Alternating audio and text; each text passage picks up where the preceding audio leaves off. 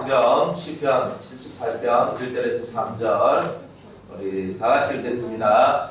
내 백성이여 내 교훈을 들으며 내 이름의 말에 귀를 기울이시오다. 내가 눈을 열고 우리를 베풀어서 이의 분명한 말을 발표하니 이는 우리가 들은 바요 아는 바요 우리의 족과 우리에게 전한 바라. 아멘. 기도하겠습니다. 은혜로우신 하나님, 오늘 저희들이 또한 성경 공부 두 번째 시간을 가지게 하심을 감사합니다. 성경 읽기에 대하여서 저희들이 함께 말씀을 나눌 때에 아버지 하나님, 우리가 성경을 어떻게 읽고 묵상해야 될지를 깨닫게 하시고 우리 신앙이 좀 더 크게 진보되어지는 은혜가 있게 하여 주시옵소서. 이 시간 성령께서 함께 하시고 인간의 모든 생각과 주장은 사라지고 주님의 뜻만이 선포되어질 수 있도록 은혜 내려 주시옵소서. 예수님의 이름으로 기도드리옵나이다. 아멘. 자, 성경 읽기에 대한 내용이죠. 지난번에 우리가 성경에 대한 내용을 갖고 우리가 함께 저희들이 공부했고요. 오늘은 성경 읽기에 대해서. 성경 읽기가 뭐냐? 성경을 어떻게 읽어야 되겠다? 우리 이렇게 많이 생각을 하는데, 성경을 읽는다는 것은 곧 성경을 하나님 말씀을 듣겠다는 의지가 있어야 사실은 성경 읽기라는 것이 시작되는 거예요. 그런데 사람들이 성경을 책 읽듯이 읽거든요. 그런데 성경 안에는 하나님의 말씀이 담겨져 있고 하나님의 뜻이 담겨져 있기 때문에 성경을 읽을 때는 반드시 하나님의 음성을 들으려고 하는 이 의지가 있어야 그 하나님 말씀이 들려지는 거예요. 그래서 성경 읽기는 곧 뭐다? 하나님 말씀을 듣는 훈련이다. 자, 이런 겁니다. 그래서 여러분들이 하나님의 뜻을 알고 싶어서 이 성경을 읽고 구원의 역사가 이 성경 안에 있다는 것을 깨닫고 열심히 성경을 읽어요. 그렇지만 아무리 성경을 읽어도 신앙이 발전되지 않는 사람들이 있어요. 그리고 왜 성경을 읽는데 신앙이 발전되지 않을까?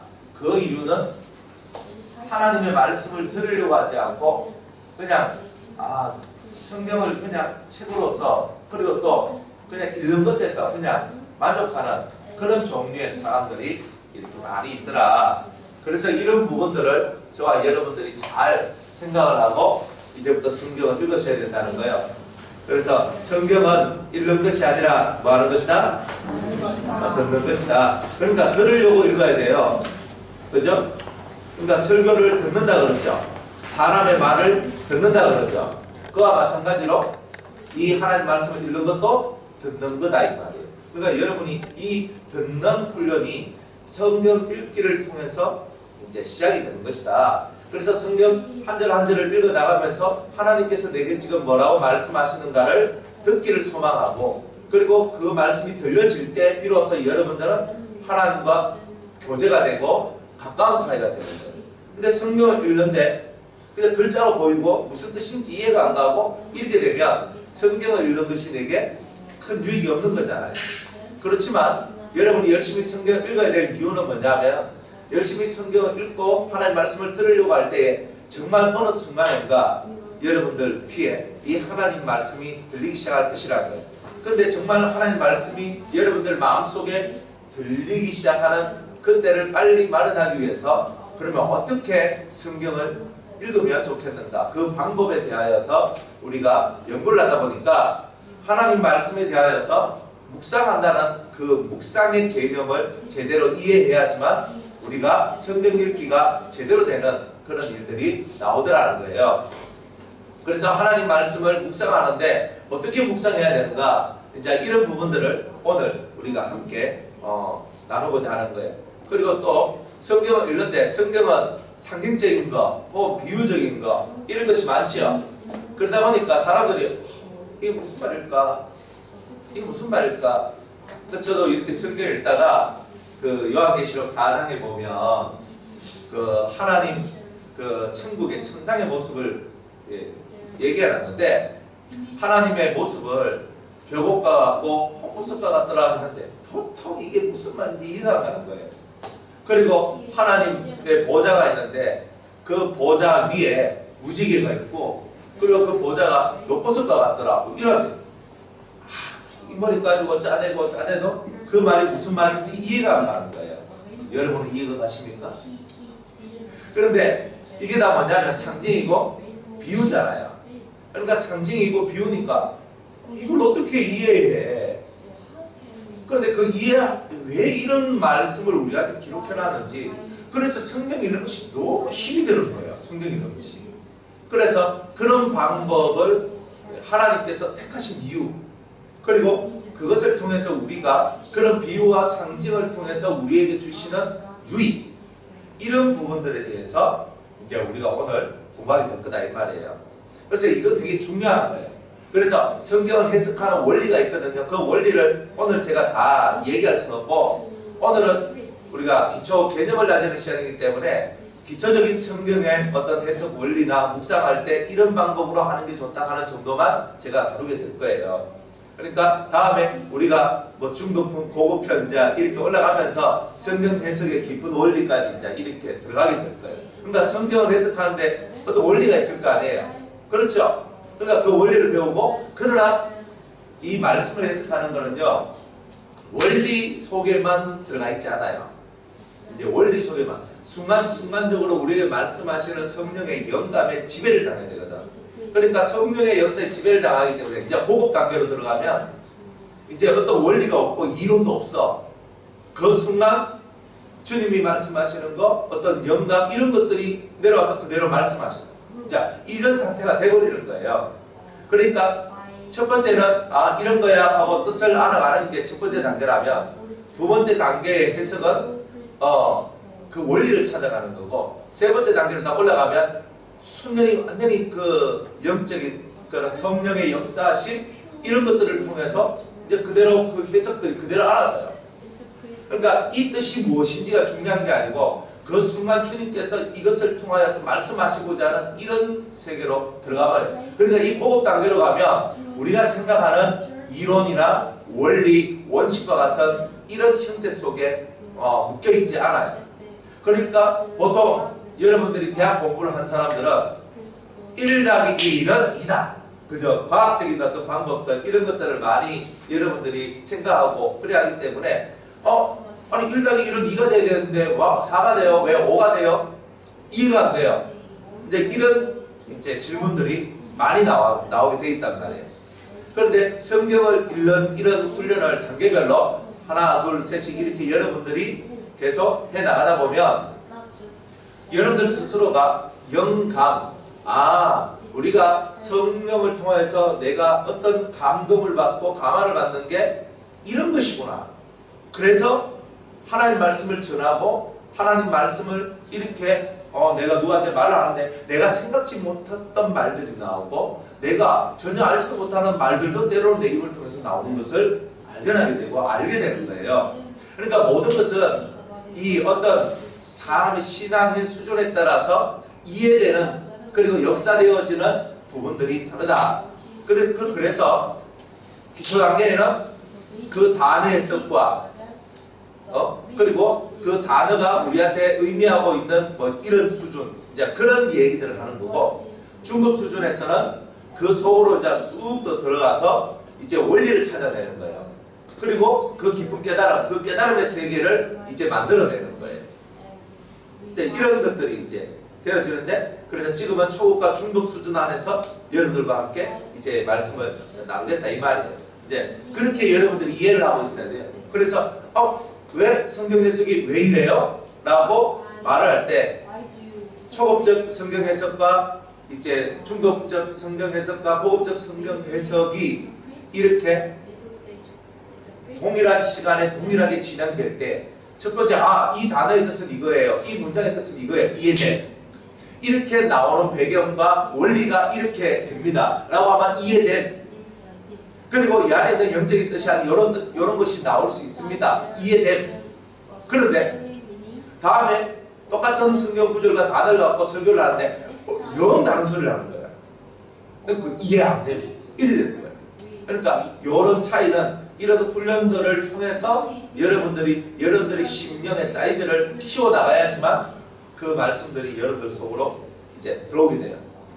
그래서 어떤 말씀이든지 여러분들 속에서 들어와서 역사되어지는 어떤 말씀이라도 이해되어지고 알아지게 되는 것은 이런 세 가지 훈련들이 제대로 될 때 여러분들한테 이제 폭넓은 어떤 하나님의 뜻과 은혜들이 이해되는 그런 역사가 나오게 될 것이다. 이런 겁니다.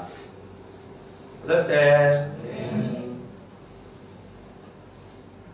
그러니까 설교 들을 때, 여러분 성경 읽을 때 다 동일한 원리예요. 지금 기초 단계로 단어를 해석해 주시는구나, 문장을 해석해 주시는구나. 두 번째 단계, 그 속에 들어있는 참뜻, 그죠? 어떤 원리 이런 것들을 발견해 주는구나. 이것까지는 우리가 잘 이해된다 그랬죠.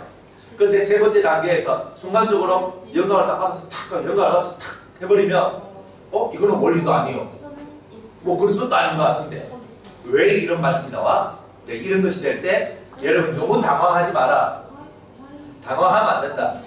그죠? 당황하지 말고 이거는 세 번째 단계에서 순간적으로 성령이 주는 영감을 갖고 이 말씀을 해석하기 때문에 이런 것이 나오는구나. 근데 사실 그런 부분들이 훨씬 더 이렇게 힘든 해석이고, 뜻과 원리를 쫓아가는 것은 있는 것에서 시작하기 때문에 사실 그것이 쉬운 것이다 이런 거예요. 그런데 순간적으로 하나님께서 이 자리에 앉아있는 사람들한테 영감을 주어서 그 말씀을 하기 때문에 우리는 하나님의 말씀을 듣는 거지 단어의 뜻을 듣기 위해서 이 자리에 있는 것이 아니라는 거예요. 그러다 보니까 하나님께서 순간적으로 설교자들한테 영감을 부어줘가지고 딱 말을 할 때는, 그때는 그 단어나 그 뭐 뜻이나 그 문장과 상관없이 그 본문하고 상관없는 말들이 선포되어지는 이런 일들이 나오게 된다. 확실히 이해했죠? 여러분들이 잘 이해 못하고 있는 부분에 대해서 제가 짚어주고 있는 거예요. 그거 왜 그럴까? 왜 그럴까? 그거 단순히 믿으면 되지? 근데 단순히 믿는 게 얼마나 힘든 거예요. 그죠? 그러니까 단순히 믿는 게 아니고 모든 것에는 이렇게 수준별 그 학습의 어떤 원리들이 다 따로 있다. 이런 내용을 여러분들한테 말씀하고 있는 거예요. 자, 성경 읽기에 대해서 조금 더 이제 한번 들어가 볼까요? 자, 성경 읽기인데, 자, 첫 번째, 성경은 귀를 기울여 들음으로 구원과 영생의 깨달음을 얻는 책이다. 자, 이렇게 제가 말씀을 이렇게 적어놨죠. 자, 듣기 훈련은 읽기 훈련이다. 이렇게 얘기했는데, 좀 전에 제가 얘기한 것처럼 성경을 읽는다는 것은 하나님 말씀을 듣는다는 거죠. 자, 그 밑에 한번 글자 한번 읽어볼게요.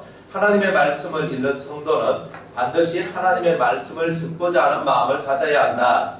하나님의 말씀을 읽는다는 것은 하나님께서 내게 하시는 말씀을 듣는 것이다. 그래서 하나님의 말씀을 읽으려면 깨끗한 마음에서 먼저 자신의 마음을 활짝 열어야 된다. 자, 이렇게 이제 그저 얘기합니다. 자, 하나님 말씀을 읽어야 되는데 머리가 복잡해. 그리고 뭐가 힘들어. 마음이 괴로워. 속이 상했어. 이러면 성경 읽어져요? 안 읽어져요? 여러분들이 성경 읽다 보면 내가 내 마음이 깨끗하지, 즉 내 마음이 뭐 아프다, 상하다, 괴롭다, 힘들다 이런 상태가 되면 성경을 아무리 읽으려고 해도 성경이 그냥 슉슉슉 지나가요. 그러니까 성경을 읽을 때는 성경을 읽고자 원하는 사람이 첫 번째 가져야 될 마음은 자신의 마음 상태가 평안한 상태, 평온한 상태, 이런 상태를 가져야 되는 거예요. 그리고 성경을 읽을 때 하나님께서 내한테 뭐를 가르쳐 주실까? 아니야. 하나님께서 내한테 안 읽을 거야. 뭐 이런 마음이 닦여져 있어. 하나님에 대해서 마음이 닦여져 있는 상태에는 천하만나 성경 읽어봐야 하나님 말씀이 내 속으로 역사하지 않아요. 그렇기 때문에 제일 중요한 것은 깨끗한 마음과 열린 마음이 필요하다. 이런 거예요. 하나님 말씀을 읽을 때 열린 마음이 있어야 되거든요. 하나님께서 내게 뭐라고 말씀하시든지 나는 들을 준비가 되어 있다는 거예요. 그리고 나는 세상 것들, 다른 것들에 대한 신경을 끊고 오직 하나님 말씀에 집중하며 그분이 내게 하신 말씀을 듣기를 원하는 그 뜨거운 열망, 이런 열망들이 있을 때 성경 읽기가 복이 되는 거예요. 그렇게 성경 읽기가 복이 되는 거예요. 자, 그 다음에 깨끗한 마음이 되기 위해서는, 그런데 나는 깨끗한 마음이 되어야 돼. 성경을 제대로 읽고 하나님 말씀을 제대로 내가 받아들이려면 깨끗한 마음이 되어야 되는데요. 어떻게 깨끗한 마음이 돼요? 깨끗한 마음이 되려면 여러분들이 상하거나 아프거나 힘들거나 괴롭거나 뭐 이거 왜 오느냐?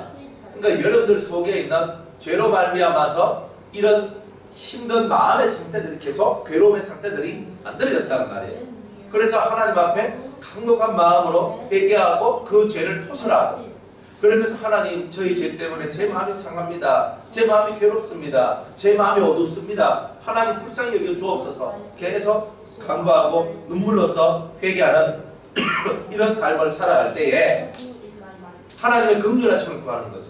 그런 것들을 할 때에 하나님께서 하시는 말씀을 들을 수 있는 마음의 문이 열리고 마음도 깨끗해지는 거예요.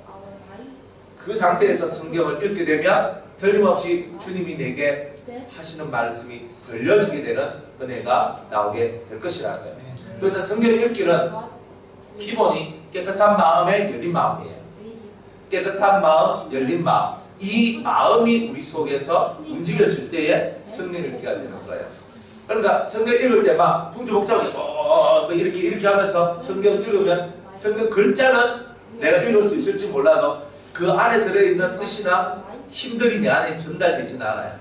그래서 성경 읽을 때는 가만히 자리에 앉아서 조용히 성경을 읽는 거죠. 될 수 있으면 풍주복잡한 환경에서 떠나서 홀로 조용한 시간에 조용히 성경을 읽는 것이 성경 읽는 훈련을 하는 데 있어서 첫 번째 훈련으로서는 중요한 거예요. 왜냐하면 이렇게 뭐 덧대기 시장같이 막 골락골락하고 와 하고 막 시끄러워 있는 데서 막 성경 읽으려고 하니까 갑자기 골락하니까 골락 이렇게 뭐 자꾸 이쪽으로 저쪽으로 내 마음 자꾸 이렇게 엉클어지는 거 막 뺏기는 거예요. 그러니까 안 되는 거라. 그리 이 결혼해가지고 아기를 키우는 사람들이 성경 읽고 뭐 기도하기가 어려운 게 뭐냐면 성경 읽다가 애가 막 이렇게 보면요 응애한테 이제 신경이 막 쓰이는 거야. 그리고 또 막 이렇게 또 말씀을 묵상하려고 그러는 데 있잖아요. 애가 막 기어가지고 저쪽 가고 있어. 지금 이러고 같이 가운데 벌써 묵상이 깨지는 거야. 그러니까 이게 이 환경이라는 것들도 초보적인 이 훈련이 청년 때에 돼 있지 않는 사람은 나중에 자식 낳고 결혼 생활을 하고 여러 가지 환경들이 왔을 때 성경 읽기가 깨지기가 대단히 쉽다 이 말이에요, 사실은.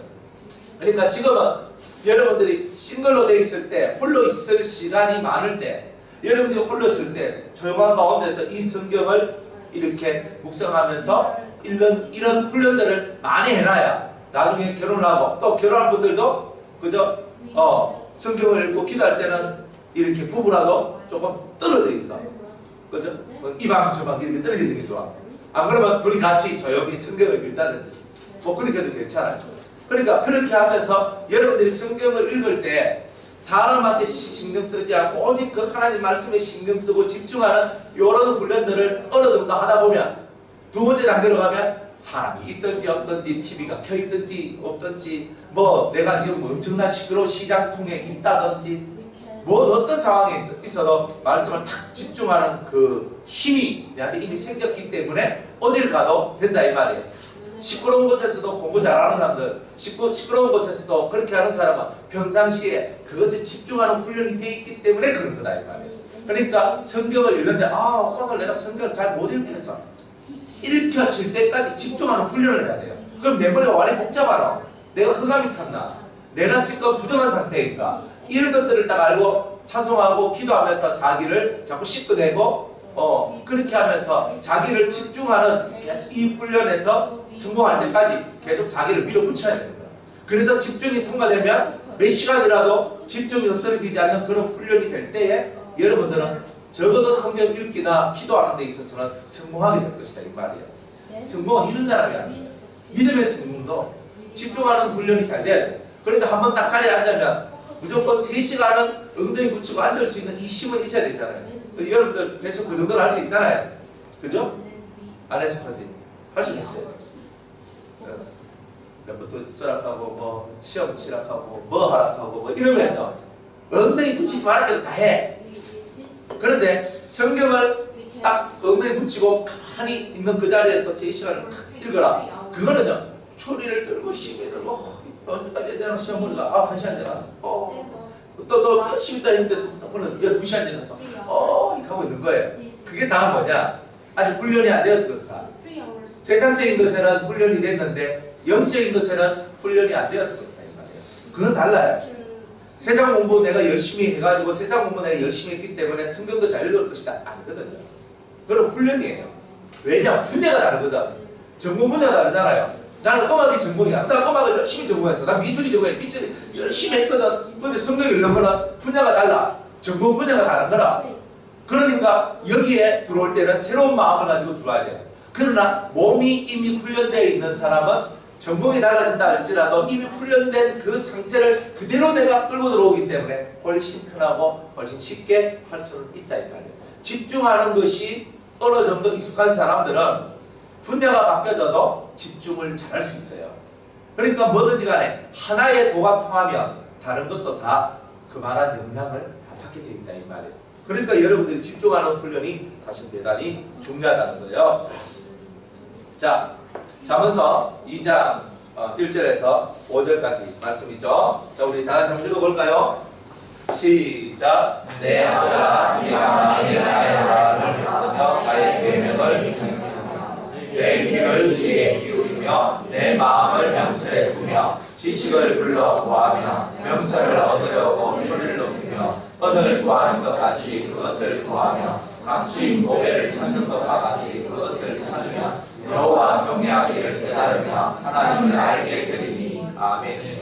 자, 성경 읽기의 원리에 대해서 성경 읽기가 뭐냐? 이 잠언서 2장 1절에서 5절까지 있는 말씀을 보면 네가 만일 나의 말을 받으며 라고 얘기하잖아요.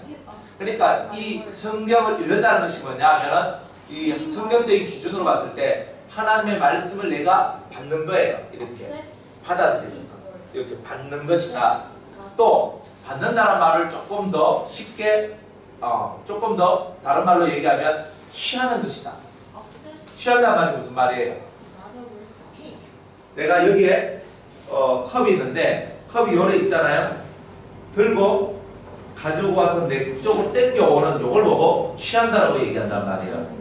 내 것으로 가져오는 거예요. 이거 원래는 여기 있어서 누구의 것도 아니었는데 누구의 것도 아닌 것을 얘가 딱 들고 이렇게 들고 와서 내 것으로 내 품에다가 집어넣는 거, 이걸 보고 취한다 그래요.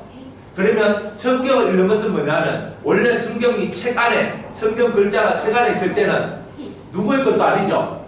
아무것도 아니에요. 그런데 이것을 내가 성경 읽음으로 말미암아 땡겨서 내 품으로 가지고 온다는 뜻이에요. 글자로 있는 상태는 절대로 누구의 것이 아니에요. 글자는 구원을 주지도 않아요. 생명을 주지도 않아요. 이 말씀이 깨달아지고 알아지고 내 지식과 내 삶의 능력으로 이 말씀들이 확 다가올 때 이걸 보고 받는다 혹은 취한다 이런 말을 쓰는 거예요. 그러니까 이것을 취해서 내 것으로 만드는 것, 이걸 보고 성경 읽기라고 한다. Understand? 자, 두 번째 잠언서 3장 11절 12절 다 같이 읽습니다.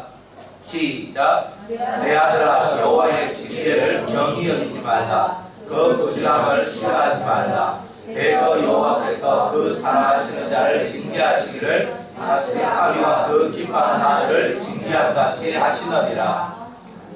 자, 12장 1절 시작. 훈계를 좋아하는 자는 지식을 좋아하느니 징계를 싫어하는 자는 짐승과 같으니라. 13장 1절 시작. 지혜로운 아들은 아비의 훈계를 들으나 거만한 자는 꾸지람을 즐겨 듣지 아니하느니라. 아멘. 하느니라. 오자가 나왔다.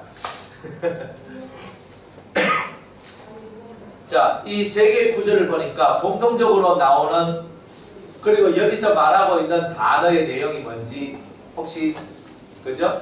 공통적으로 나오는 단어들 한번 볼까요? 징계란 말, 꾸지람이란 말, 훈계란 말, 이런 말이 공통적으로 나오죠. 똑같이 뭐라고 얘기했냐면 내 아들아 아비의 징계 혹은 그 꾸지람을 싫어하지 마라. 훈계를 좋아해라. 징계를 싫어하지 마라. 아비의 훈계를 들어라. 꾸지람을 들어라. 꾸지람을 듣지 않는 자는 그만하잖아. 자, 이런 식으로 얘기를 하잖아요. 그러면 성경을 읽는다는 것은 아버지한테 내가 훈계를 받거나 꾸지람을 듣거나 징계를 받기 위해서 내가 성경을 읽는 거다 이 말이에요. 여러분들이 성경 읽는 것이 그냥 읽는 게 아니라 하나님께서 내게 지금 훈계하시길 원한다는 거예요. 그리고 하나님께서 나를 꾸짖기를 원하신다는 거예요. 내가 뭘 잘했는지 뭘 못했는지 내가 꾸지람을 들어야 되는데 성경을 읽다 보면 좀 꾸지람이 느껴질 때도 있지요. 질려. 질리면 뭐예요? 꾸지람이 내한테 들려지는 거잖아요. 안 그래요? 그리고 어떨 때는 막 경고가 막 오잖아요. 이 말씀을 딱 보는데 경고가 막 오는 거예요. 경고가. 그러니까 내 이렇게 하다가 하나님한테 나 한 방 맞겠다. 치시겠다. 막 이런 게 오잖아요. 그 뭐예요? 징계. 그러니까 우리들은 훈계 혹은 꾸지람, 징계를 받기 위해서 성경을 읽고 있다는 거예요. 물론 그 외에도 구원을 받기 위해서, 은혜를 받기 위해서 뭐 여러 가지 말들이 있죠. 다 그 여 안에 다 포함되어 있는 거예요. 그러니까 아들은 아버지의 말씀을 듣는데 왜 듣냐면 훈계를 듣기 위해서, 교훈을 받기 위해서, 그의 가르침을 통하여 내 길이 열려지게 만들기 위하여서. 그러니까 이런 부분들을 여러분들이 이해하고 성경을 읽어야 됩니다. 그런데 성경을 읽을 때 하나의 지식적인 차원에서가 아니라 하나님의 꾸지람과 하나님의 징계와 하나님의 그런 훈계, 교훈 이런 것을 받기 위해서 성경을 읽으려고 하는 사람은 그 말씀이 내 눈에 들어오기 시작하는 거예요. 자, 요한복음 5장 25절 다 같이 읽습니다. 시작. 진실로 너희에게 이르노니 죽은 사람이 하나님의 아들의 음성을 들을 때가 오나니 곧 이때라. 듣는 자는 살아나리라. 아멘. 자, 이렇게 여러분들한테 하나님의 말씀이 들려야 된다는 거예요. 이게 무슨 말이냐면 오늘날 하나님의 아들의 음성을 듣는 자들은 살리라 했거든요. 그러면 이 성경을 읽을 때의 기분, 성경을 읽을 때의 내 모습은 뭐냐면 아들 예수님의 말씀, 그리스도의 말씀이 내게 선포되어지는 것으로 들리는 사람이 산다는 거예요. 그러니까 성경을 읽는데 무슨 이런 말씀을 기록해놨어 뭐 이런 게 아니라 예수님이 내한테 지금 말씀하고 있다. 예수님이 내게 하시는 말씀으로 들리면 여러분은 사는 거죠. 그죠? 그러니까 그 아들의 음성이 들리면 사는 거예요. 그래서 이 성경을 읽는다는 것은 아들의 음성을 듣는 훈련이다 이렇게 보시면 돼요. 기도에서 신령한 음성을 듣는 것도 듣는 거지만 그런 것이 되기 전에 먼저 뭐부터 되어야 되냐면 성경을 읽을 때 이것이 아들의 음성, 예수님의 음성으로 들리는 사람은 무조건 구원이 있는 거예요. 근데 그 말이 내 안에 아들의 음성, 예수님의 음성으로 들리지 않으면 내가 정말 구원받았나 의심해 봐야 되는 거예요. 틀림없이 성령을 받은 사람은 자기에게 말씀하시는 예수 그리스도의 음성과 같은 느낌들이 그렇게 가지게 돼 있어요. 그런 느낌을 가지게 돼 있다고. 성령의 역사는 예수님을 항상 내 옆으로 붙여주거든요. 그래서 예수님을 느끼게 해줘요. 예수님을 느끼게 해준다. 그러니까 여러분들이 예수님을 느낀다는 것은 성령이 역사하고 있다는 거예요. 그러니까 아들의 음성이 들린다는 말은 실제로 아들의 음성이 들리는 건 아니야. 그렇지만 아들의 음성이 들리는 것 같이 정말 주님이 내게 하시는 말씀과 같이 이 말씀이 읽혀지는, 그리고 이 말씀이 들려지는 이런 뜻이 성경을 읽게 되는 이런 차원의 역사들이 있을 때 여러분들은 구원의 역사가 있다라고 말할 수가 있어요. 자, 히브리서 3장 15절입니다. 자, 우리가 이런 원리들을 알고 그 다음으로 넘어가야 되죠. 시작. 성경에 읽었을 오늘날 너희가 그의 음성을 듣거든 또한 이를 듣고할 때와 같이 너희 마음을 강팍하게 하지 말라 하였으니. 아멘. 강팍하다 말을 강팍이거든요. 되게 어려워. 강팍하지 마라. 근데 이거를 좀 쉽게 고치면 뻣뻣하다 뜻이에요. 뻣뻣하다. 그러니까 뻣뻣하는 거. 아, 야, 너 되게 뻣뻣하네? 이 말은 뭐예요? 뻣뻣하다. 야, 너 뻣뻣하게 좀 굴지 마. 이렇게 얘기했어요. 그럼 뻣뻣하다가 무슨 뜻이에요? 고집이 세. 아, 고집이 세다. 교만하다. 야, 너 뻣뻣하지 마. 이랬어요. 되게 뻣뻣하게 구네. 되게 비싸게 구네. 그죠? 뭐 우리 이런 말 하잖아요. 그 말은 뻣뻣하다는 말은 딱딱하다. 마음이 따뜻해서 딱딱해가지고 뭔가가 들어올 수 없는 강철문으로 탁 닫혀져 있다. 이런 뜻인 거예요. 그래서 강팍이나 뻣뻣하다란 말, 강팍이란 말은 좀 강하게 팍 하는 사람이란 말이에요. 이게 별로 안 좋아. 이게 별로 안 좋다. 이 마음이 되게 이 딱딱하고 꼭 옛날에 성문 있잖아요. 성문. 왕궁에 성문이 있는데 그 문이 큰 나무 문빗장으로 딱 닫아놓으면 그 엄청난 군대들이 와가 그 문을 막 궁궐문을 열려고 해도 잘 안 열려지는 그런 것과 같이 이게 꽉 닫혀있는 이런 심령을 보고 강팍하다. 그러니까 제가 아무리 설교를 하고 제가 아무리 말을 해도 마음이 강팍하거나 뻣뻣하면 문빗장이 닫혀져 있으면 어떻게 돼요? 말이 들려요 안 들려요? 팅 하면서 귓구멍이 막혀야 된다. 이렇게 막혀져 있으니까 이 말씀들이 다 튕겨나가 이렇게. 이 상태가 뭐냐? 강팍한 상태. 그러니까 하나님의 음성을 들을 때 너희 문빗장을 실러서 마음을 딱딱하게 하고 들어오지 못하도록 가로막는 이런 악한 마음을 너희들은 가져서는 안 된다. 하나님 말씀이 내 마음의 찔림으로 다가올 때, 아, 주님이 내게 말씀하시는구나. 내가 이 찔림을 들어야 내가 사는구나. 이런 마음을 품고 있는 사람은 다 사는 거예요. 그런데 이스라엘 민족이 광야에서 하나님께서 이렇게 해라 저렇게 해라 말씀하실 때 그 말씀을 잘 듣지 않았어요. 그러니까 광야에서 다 어떻게 됐어요? 다 죽었죠. 그죠? 죽었어요. 여러분들 성경에서 죽은 얘기를 보면 처음에 그 금송아지 사건으로 말미암아 3,000명이 죽었어요. 처음에. 그리고 고라 사건을 통해서 14,700명 더하기 250명 더하기 고라집 식구들하고 어찌고 저찌고 따져보니까 15,000명이 죽었어요. 고라 사건을 통해서. 그리고 또 그 모압 평지에서 여러분들 잘 아는 그 비나스가 창으로 고스비와 시므리와 고스비를 찔러 죽이는 사건 있잖아요. 그때 23,000명이 죽었어요. 잘 봐요. 3,000명, 15,000명, 23,000명 점점 죽는 숫자들이 많아지죠. 안 그래요? 계속 많아져요. 여기 불뱀에 물려 사람들이 죽잖아요. 숫자 다 기록 안 해놨어. 불뱀에 물려 사람이 죽어요. 땅이 갈라져서 그대로 음부로 그대로 떨어져 죽어요. 온갖 병에 걸리고 전염병에 걸리고 사람들이 광야에서 계속 죽어나가는 거예요. 왜? 마음이 강팍해져서 하나님의 음성을 들으려고 하지 않을 때에 그때 다 이런 사건들이 일어난 거예요. 그러니까 우리가 왜 멸망당하냐면 우리가 왜 구원을 받지 못하냐면 하나님 말씀에 대해서 내가 강하게 거부한 이 강한 거부심들이 영혼을 구원할 수 있는 생명력을 생명의 물줄기를 끊어놨단 말이에요. 그러니까 다 죽었다. 다 죽는다. 자, 이런 것을 우리가 깨달아야 돼요.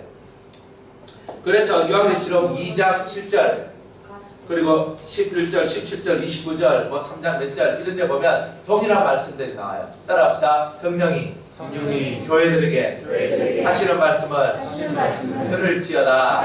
자, 성령이 항상 교회는 성도와 성도가 모여있는 곳이 교회잖아요. 그러니까 성령이 성도들에게 하시는 말씀을 들으라는 말하고도 같은 말이겠죠.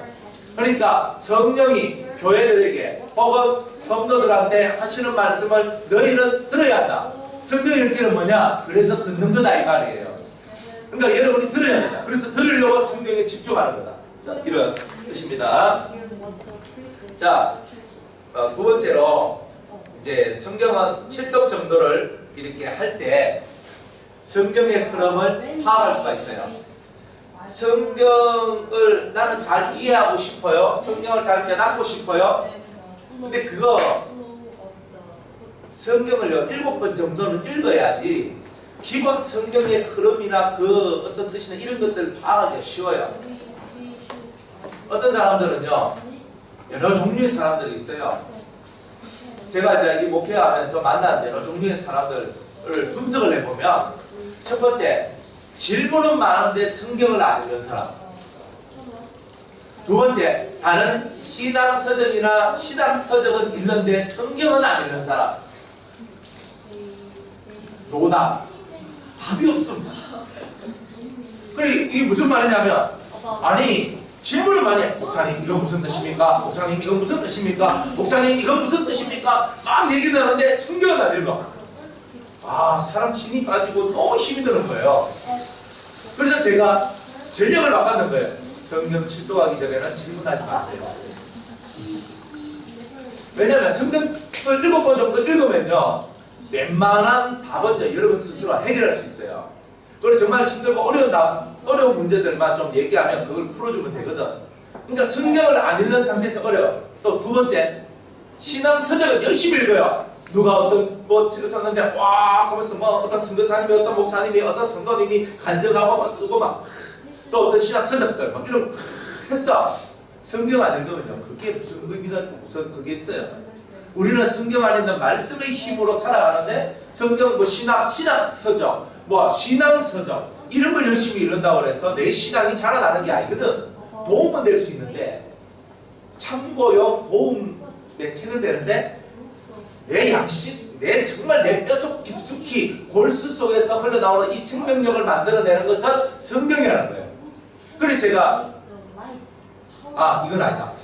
그래서 사람들이 다른 책 읽으면 읽지 말라고. 일단은 다른 책 읽는 조건은 성경을 7번 이상 읽을 때 다른 책을 읽을 자격이 당신한테 되겠다. 내가 이렇게 얘기해요. 성경도 안 읽고 교과서도 안 읽는 사람이 참고용 이것만 계속 쳐다보고 있으면 시험 이거 잘 안 돼요. 그러니까 성경책을 읽는 것이 1번이에요. 성경책을 읽는 것이 1번. 우리 열심히 읽어야 돼. 제가 우리 이제 변호사 이제 교회 하고 기도원에는 지금 올 1월 1일부터 6월 30일까지 6개월 동안에 잠언서 백독하기 그걸 하거든요. 잠언서 백독.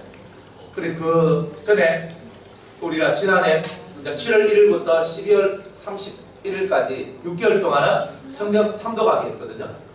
그러니까 어쨌든 1독이라 하라고. 1독이라 하라고. 그래 했는데 6개월 동안에 성경 3독 이상 한 사람이 3독까지 하고 성경 더 읽었더라고요. 세 분이 나왔어요.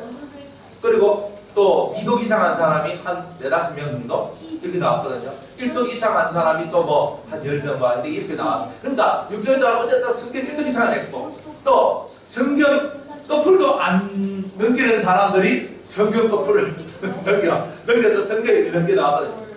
근데 중요한 건 뭐냐 하면 성경을 읽어야 된다는 거예요. 그래가지고 이번에는 잠언서 백독하기. 그래가지고 하루에 20장씩 잠언을 읽으면 120독을 할 수 있어요. 그래 한 16 정도 장 정도 읽으면 이틀에 그거니까 90독 정도 하거든요. 그러니까 17장, 18장 읽어야 100독은 할 수 있어요. 그래서 이제 열심히 성경을 읽는 거예요. 열심히 성경을. 그러니까 여러분들도 열심히 성경을 읽으셔야 돼요. 누구든지 간에 여러분들 성경 열심히 읽잖아요. 여러분들이 성경을 열심히 읽고 계속 읽으면서 이 성경 안에 창세기부터 요한계시록까지 이 흐름들이 이렇게 흘러가는 흐름들이 여러분들이 7번 정도를 읽게 되면 머릿속에 싹 들어오게 돼요. 그러면 설교를 딱 했을 때 여러분들이 받아들이는 게 달라져요.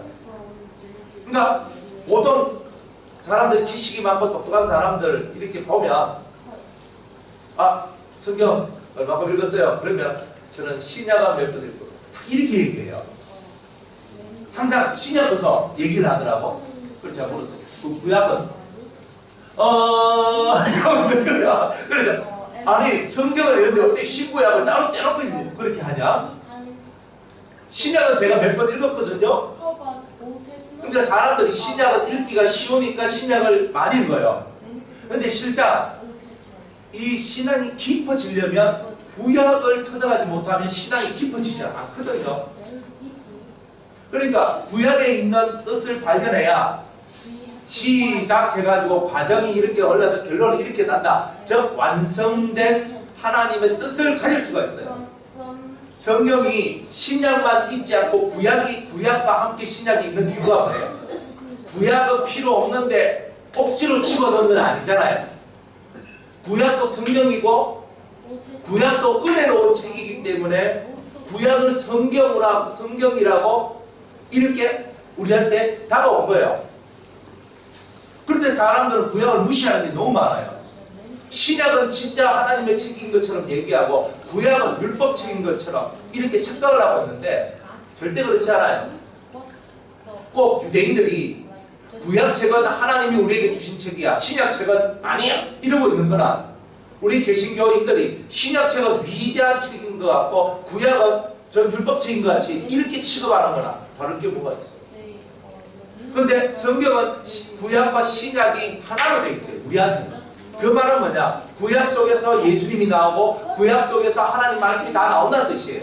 신약 속에서도 예수님이 말씀하시고 신약 속에서도 많은 하나님의 뜻들이 우리에게 선포되어진다는 거예요. 그러니까 신약과 구약을 묵상함으로 말미암아 완전해질 수 있다. 이런 거예요. 몸이 아프면 한방도 가고 양방도 가고 다 하지요. 어떤 사람은 구약의 말씀을 읽으면서 영혼이 치료가 되고 어떤 사람은 신약의 말씀을 읽을 때 영혼이 치료가 될 수 있어요. 이게 섞여져요. 그래서 성경을 읽으면 읽을수록 여러분의 폭이 넓어지고 커져요. 그래서 신약 몇 번, 구약 몇 번 이런 소리는 하면 안 돼요. 저는 성경을 몇 번 읽었습니다. 그러니까 구약은 성경 읽기가 힘들죠. 성경 읽기가 힘들지만 열심히 읽다 보면 인내심을 기르게 되고, 구약은 또 많은 부분이 비유와 상징, 뭐 비사 이런 걸로 많이 되어 있어요. 물론 교훈 나중에 나오지만 교훈이나 가르침 이런 것들도 많아요. 그렇지만 많은 부분이 뭔가 이렇게 그 상징적인 부분으로 되어 있어서 되게 이해하기가 어려운 부분들도 사실 되게 많아요. 선지서 같은 경우는 무슨 말일까 뭐 이런 것들도 많거든요. 그런데 이제 그 뜻들이 하나씩 알아지면서 성경이 엄청 재밌어지는 거예요. 그러니까 이런 부분들이 나오려면 기본적으로 성경은 7독 정도는 해야 되는 거예요. 그리고 정독으로 들어가는 거예요. 정독은 뭐냐면요, 글자 하나하나, 그죠? 단어 하나하나, 문장 하나, 그게 딱 꽂혀서 거기에 막 들어가는 거예요. 그래서 성경을 일장을 딱 읽으면서 내가 뭐 이 성경인데 악어, 여기 41장 1절에 악어 나와요. 네가 능히 낚시로 악어를 낚을 수 있는데 이 악어가 뭐지? 이 악어가 진짜 악어일까? 뭐 이런 거예요. 그죠? 근데 사실 히브리 원어로 보면 리오야단이거든요. 리오야단이 뭐예요? 뱀. 뱀이야, 뱀. 그런데 뱀인데 여기는 악어라고 우려되어 있거든. 그죠? 근데 이거는 원어 성경을 봐야지 알 수 있지. 우리 그냥 이 성경만 보면 악어. 그래서 저도 이걸 쭉 보는데 이게 진짜 악어 같지 않은 거예요, 이게. 설명이 악어 같지 않아. 그런데 우리가 알고 있는 악어 있잖아요. 악어인데 잘 몰라. 그런데 원어를 안 읽어도 여러분들이 이것을 깊이 있게 쭉 들어가다 보면 이 악어가 사탄을 얘기한다는 것을 여러분들이 깨닫게 돼요. 그러니까 뱀이 상징하는 것도 뭐예요? 사탄이고, 악어를 갖고 계속 이렇게 살펴보니까 이거는 사탄에 관한 얘기구나. 하나님께서 사탄을 코에 깰 수 있는 분은 하나님밖에 없구나. 뭐 이런 것들을 우리가 발견할 수 있단 말이에요. 그러면 악어, 뱀, 리오야단 말은 다르고 단어는 다르지만 그 속에 있는 뜻은 동일한 뜻을 얻게 되는 거예요. 무슨 말인지 이해가 안 돼요. 그러니까 원어 성경을 보니까 리오야단이라고 얘기했네. 리오야단이구나. 그러니까 이건 뱀이구나. 뱀이네. 하나님은 이 큰 뱀을 낚싯꼬리까지 딱 잡아가지고 딱 끌어올리고 할 수 있구나. 그리고 이 엄청나게 힘센 놈들 만드신 분도 하나님이시구나. 뭐 이렇게 얘기하지만 궁극적으로 악어라는 단어가 의미하고 있는 것이 크고 힘있는 세상의 왕, 이것을 얘기한단 말이에요. 그래서 바로를 보고도 악어라고도 얘기해요. 나중에 성경에 보면 악어 하나만 가지고 악어가 나오는 성경 구절만 다 뽑아봐도 악어가 뭘 얘기하는지에 대해서 답이 나와요. 그러니까 성경을 읽고 이것이 정독으로 들어가면 악어 하나에 꽂혀가지고 악어가 뭐지? 악어가 뭐지? 계속 악어. 그러니까 성경에 악어가 나오는 것을 다 찾는 거야. 그러니까 악어 하나에서 악어가 나오는 것만 다 찾아. 그러다 보니까 그 악어가 나오는 모든 말들을 종합을 해보니까 야, 이 악어는 세상의 왕 혹은 사탄, 강력한 능력을 가지고 있는 자, 뭐 이런 것을 상징하는데 그러면 이게 누구냐? 이게 누구냐? 보니까 사탄이다. 딱 이렇게 나오는 거예요. 그러니까 이렇게 하면서 이 성경에 있는 뜻이 하나씩 이 사탄의 모든 능력을 이길 수 있는 유일한 분이 하나님이시구나, 예수님이시구나, 이런 것들을 깨닫게 되고 은혜가 되는 거예요. 세상은 악어와 같구나, 세상은 뱀과 같구나, 사탄은 뱀과 같고 악어와 같구나, 이런 것들을 우리한테 가르쳐 주는 거예요. 큰 입을 갖고 확 잡아보는 이런. 그러니까 그런 것들을 우리가 보면서 정독을 하게 될 때는 내가 오늘 10장 읽었어, 나 20장 읽었어, 나 30장 읽었어, 정독할 때는 이게 필요가 없어요. 7번 읽을 때는 열심히 읽어야 돼요. 열심히 읽어야 돼요. 그런데 정독으로 딱 들어갈 때는 그 하나에 하루가 걸리고 이틀이 걸리고 1년이 걸릴 수 있어요. 그 하나를 파고 들어가는 거예요. 그러면서 이 말씀의 세계가 풍요로워지고 풍성해지는 이런 일들이 있게 된다는 거예요. 그래서 이 단어, 문장 이런 것들을 통해서 막 깊이 있게 들어가다 보니까 오히려 그 하나, 악어 하나만 가지고 내가 깊이 있게 들어가는데 사탄의 세계가 막 보이기 시작해요. 왜 사탄을 악어로, 뱀으로 우리에게 말했는가? 이런 것들이 막 묵상되어지는 거예요. 그러면서 큰 입을 가지고 있구나, 그리고 통째로 삼켜먹구나, 이런 얘기들이 이제 깨달아지는 거예요. 그래서 뱀은, 사탄은 항상 우리들 영혼을 통째로 잡아먹고 뱃속에서 소화시키는 거예요. 이런 것들을 알게 되는 거예요. 그러니까 이런 부분들을 묵상하도록 만들어주는 게 정독이다 이 말이에요. 그러니까 여러분들이 정독을 하면 깊이 있게 들어가는 거예요. 그러니까 성경 7번 읽고 정독하라고 하는 거예요. 그래서 그러면 내가 악어 하면 뻔한 거야. 정독 내가 묵상하고 싶어도 깊이 있게 들어가고 싶어도 7번 정도 읽어야 악을 어디서 봤더라, 그래 에스겔서에 나오더라, 아니면 뭐 이사야에 나오더라, 어디 나오더라, 그리고 뭐 뱀 같으면 뱀이 어디서 나오더라, 이 정도는 알아야 그 말씀을 찾아내어서 연결시키고 그 말씀 안에 있는 것을 발견하고 나아갈 수 있는 거 아니겠어요? 적어도 우리가 기본은 돼 있어야지, 깊게 들어갈 수 있는 기본이 돼 있어야지 깊이 들어갈 수 있는 거예요. 근데 그게 안 돼 있는데 어떻게 더 깊이 들어갈 수 있겠어요? understand? 그래서 정독할 때는 다독에 대한 욕심을 버리세요. 나는 오늘 성경 내가 원래 내 성경 10번 읽었어요. 난 10번 안 읽어도 돼요. 7번 읽고 그 다음부터 정독해가지고 깊게 파고 들어가는 게 훨씬 더 유익해요.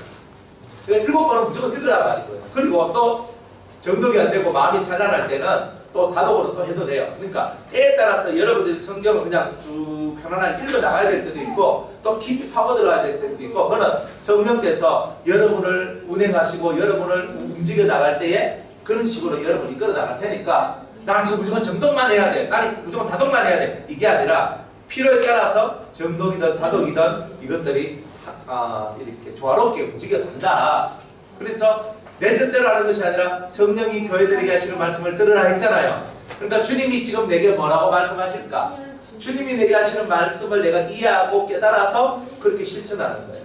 그래서 자꾸 이런 훈련을 해야 되는 거예요. 어떠세요? 자, 네 번째로 묵상훈련. 본격적으로 묵상훈련에 대한 얘기를 여러분들과 하려고 합니다. 자, 묵상훈련. 자, 묵상훈련을 다른 말로는 영감을 받는 훈련이라 해도 됩니다. 영감이 뭘까? 영감. 영감이라고 그러잖아요. 영감이라는 말이 있어요. 영감. 그래서 영감이 뭘까? 이 단어 정의가 필요하잖아요. 그죠? 영감이 뭐예요? 영적 감각.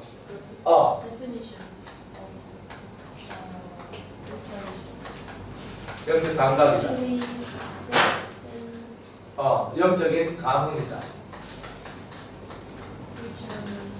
영이라고 얘기할 때 이 영은 성령과 내 영, 성령의 역사를 내 영이 이해하고 깨닫고 느껴지고 성령의 움직임 성령이 역사하는 움직임이죠. 그죠? 역사 혹은 움직임이 내 영이 그 움직임을 이렇게 체험하고 깨닫고 마음에 이렇게 감각되는 것 이런 것을 보고 영감이다 이래 얘기합니다. 영감이다. 영감인데 이 영감은 하늘에서 이렇게 내려오지 땅에서 이렇게 올라오진 않아요. 그러니까 옆에서 이렇게 오지도 않아. 하늘에서 그냥 붓을 불러오듯이 탁 오면서 뭔가가 탁 안아지고 탁 깨달아지고 직관적으로 탁 가면 그렇지. 이렇게 해봤어요. 이렇게 되는 게 순간적으로 뭔가 하늘에서 팍 하면서 열린단 말이에요. 이게 뭐냐? 성령, 영적인 존재의 흐름을 영적인 가르침, 영적으로 말하는 것들을 내가 느껴지고 알아지고 깨달아지고 하는 이런 것들을 보고 우리는 다 뭐라고 한다? 영감이라 한다 이 말이에요. 그러니까 영감은 어떻게 보면 느낌의 일종이다 이렇게 보면 돼요. 그러니까 육감하죠. 육감은 느낌이거든. 육적인 느낌. 근데 내 몸으로 느껴지는 거야. 그런데 영감은 뭐야? 영으로 느끼는 거예요. 영으로 주님이 지금 내게 뭐라고 말씀하시는 것 같아가 느껴지는 거예요. 그게. 그리고 주님이 지금 나오고 이 사람한테 이렇게 말하라고 하는 것 같이 느껴지는 거예요. 이런 영감이 계속 훈련이 되다 보면 영감이 훈련이 되다 보면 진짜 주님의 음성이 들려지는 그 경지까지로 들어갈 수 있어요. 영감의 훈련이 안 된 사람은 실제로 주님이 내게 하시는 또렷한 그 음성이 말이 들려지기가 되게 어려워요. 그러니까 우리가 이런 영감을 받는 훈련이 뭐냐? 묵상하는 훈련이다. 이래 보면 되는 거야. 그러니까 묵상이 뭐냐? 이 말씀 듣습니까? 이걸 것 같아. 뭐 이렇게 하는 게 아니라 성령의 감동하심을 받고 그래서 성령이 말씀하심이 느껴지고 성령이 뭔가 내한테 가르쳐주는 것이 막 느껴지면서 이 뜻이구나 하면서 이 삶의 심령의 변화, 삶의 변화가 일어나도록 만들어내는 이런 훈련을 보고 우리는 묵상훈련이다 이렇게 얘기하는 거예요. 그러니까 묵상훈련을 하는 사람은 내가 조용히 앉아서 성경 읽으면서 깨달은 거 막 적고 이건 이거야 이건 이거야 이렇게 깨닫고 적고 이런 훈련은 기계적 훈련이고 실제적으로는 여러분들이 성령이 지금 내게 하시는 말씀이나 역사하심이나 움직이심이나 이런 것들을 내 이 심령 속으로 받아들이고 깨닫고 느끼고 아는 이런 훈련, 이런 훈련이 진짜 묵상 훈련이다 이 말이에요. 그러니까 여러분들이 묵상한다고 묵상이라는 그 단어 속에 여러분들이 빠져있는 경우가 많아요. 결국 묵상은 뭐냐면 성령의 흐름을 내 삶으로 땡겨내는 거예요. 그리고 하나님의 뜻과 하나님의 은혜와 이런 것을 내 삶으로 이렇게 땡겨 들어오는 이런 것을 보고 묵상이라고 한다고 보면 돼요. 그러니까 여러분의 생각 자체가 나의 입술의 모든 말과 내 마음의 묵상이 깊은 생각들이 다 하나님 앞에 연락되기를 원합니다. 그러면 내 입술의 모든 말과 내 마음의 묵상이라는 말을 쓰잖아요. 10편 19편에. 그래서 내 마음의 묵상이 주께 다 올라가기를 원합니다. 그러니까 묵상이라는 말은 뭐예요? 일단 내 스스로가 깊은 생각을 하고 하나님하고 내하고의 이런 주파수가 정확하게 맞아떨어지는 이런 것을 얘기하는 거예요. 그러니까 하나님하고 내하고의 이 주파수가 맞아줘야 되는 거예요. 나는 이렇게 생각해 이게 아니라 하나님의 생각과 내 생각이 일치가 되도록 만들어내는 이 훈련이 바로 묵상훈련이다. 그러니까 그런 기본적인 개념을 가지고 여러분들이 이제 이 세계로 들어와야 된다. 자, 묵상훈련이라는 게 뭐냐? 첫 번째로 침묵하여 자신을 고요하게 만드는 것입니다. 첫 번째가 침묵하는 거예요. 묵상의 기본 원리는 침묵이에요. 침묵이 무슨 말이냐면 입으로 말하지 않고 마음으로 시장같이 막 시끄러운 말들이 막 계속 올라오면 안 돼요. 묵상 훈련을 하는 사람이 마음이 어지럽다. 마음 어지러운 것부터 해결하고 시작해야 돼. 아까 성경 읽기 할 때도 똑같죠? 마음이 깨끗하고 마음이 열린 상태가 돼야 되죠. 그러니까 깨끗한 상태가 돼야 된다는 뜻이에요. 그래서 침묵이 대단히 중요해요. 시끄러우면 안 돼. 깊게 생각하고 하나님의 뜻과 내 뜻이 일치가 되는, 즉 하나님의 뜻이 내 속으로 들어와서 그것이 내 뜻이 되도록 만들어내는 이런 것은 내 마음의 침묵, 내 입의 침묵과 같은 이런 침묵이 기본이 되어야 된다. 내가 하고 싶은 말이 많으면 침묵이 아니죠. 내가 하고 싶은 말들은 사라지고 주님이 하시는 그 말씀을 들으려고 하는 이 기본적인 심성은 자기 영혼에 혹은 말에 침묵을 가져오게 만든다 이 말이에요. 침묵을. 어떤 분이 저를 찾아와요. 목사님 대화 좀 해요. 이래요. 아 예. 근데 처음부터 막 한 2시간에 와가 막 얘기하는데 계속 얘기하는 거예요. 자기 얘기를. 계속 얘기해. 어쩌고 목사님 그래가지고 이래가지고 막 부시한테 계속 들었어. 계속 들었거든요. 그래가지고 이제 자기 할 말 하고 아이고 속 시원하다. 대화하자 편하는 거. 그 와가지고 속 시원하다 이걸. 그 내가 이거는 대화를 하자는 게 아니고 자기 말을 들어달라는 거구나.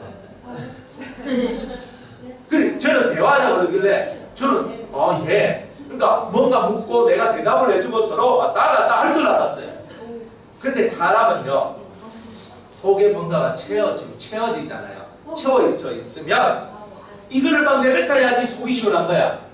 속이 막 화가 나고 기분이 안 좋고 억울하고 뭐 이러면 어떻게 해요? 수진아 막 계속 얘기를 하는 거야.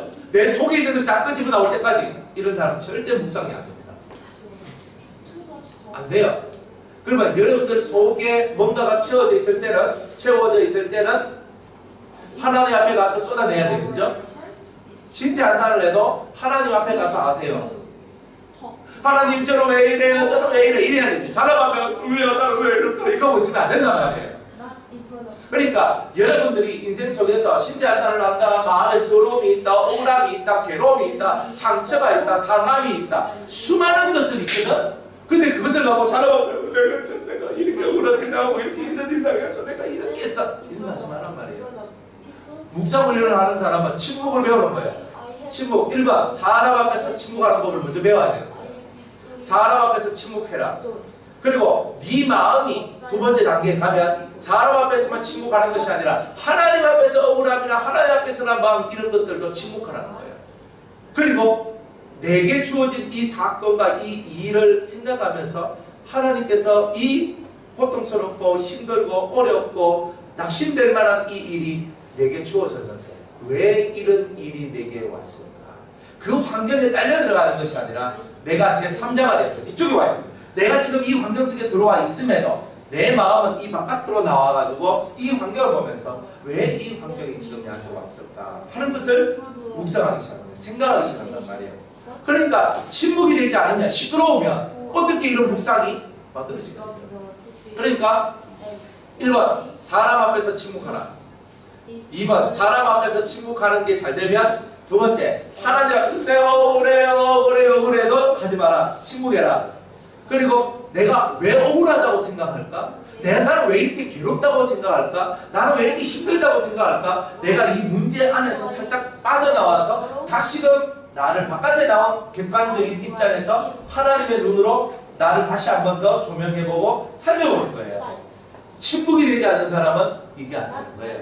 그러니까 여러분들이 너무 그죠? 이 마음속에서 할 말 다 하고 하고 싶은 거 다 하고 이렇게 살면은 침묵이 되는 게 아니에요. 침묵은 안 되는 거예요.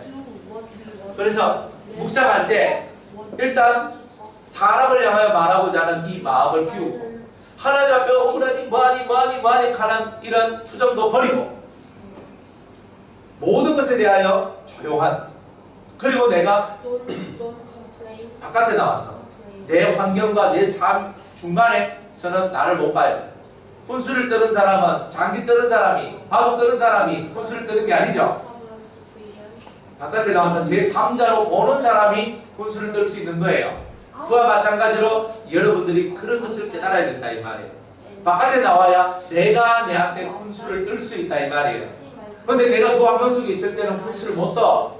바깥에 나와야 돼. 그러니까 항상 우리는 침묵을 하면서 내 자신을 이 환경 속에 있고 이런 사건 속에 있는 나를 바깥으로 내가 빠져나와서 이것을 볼 수 있는 이런 상태.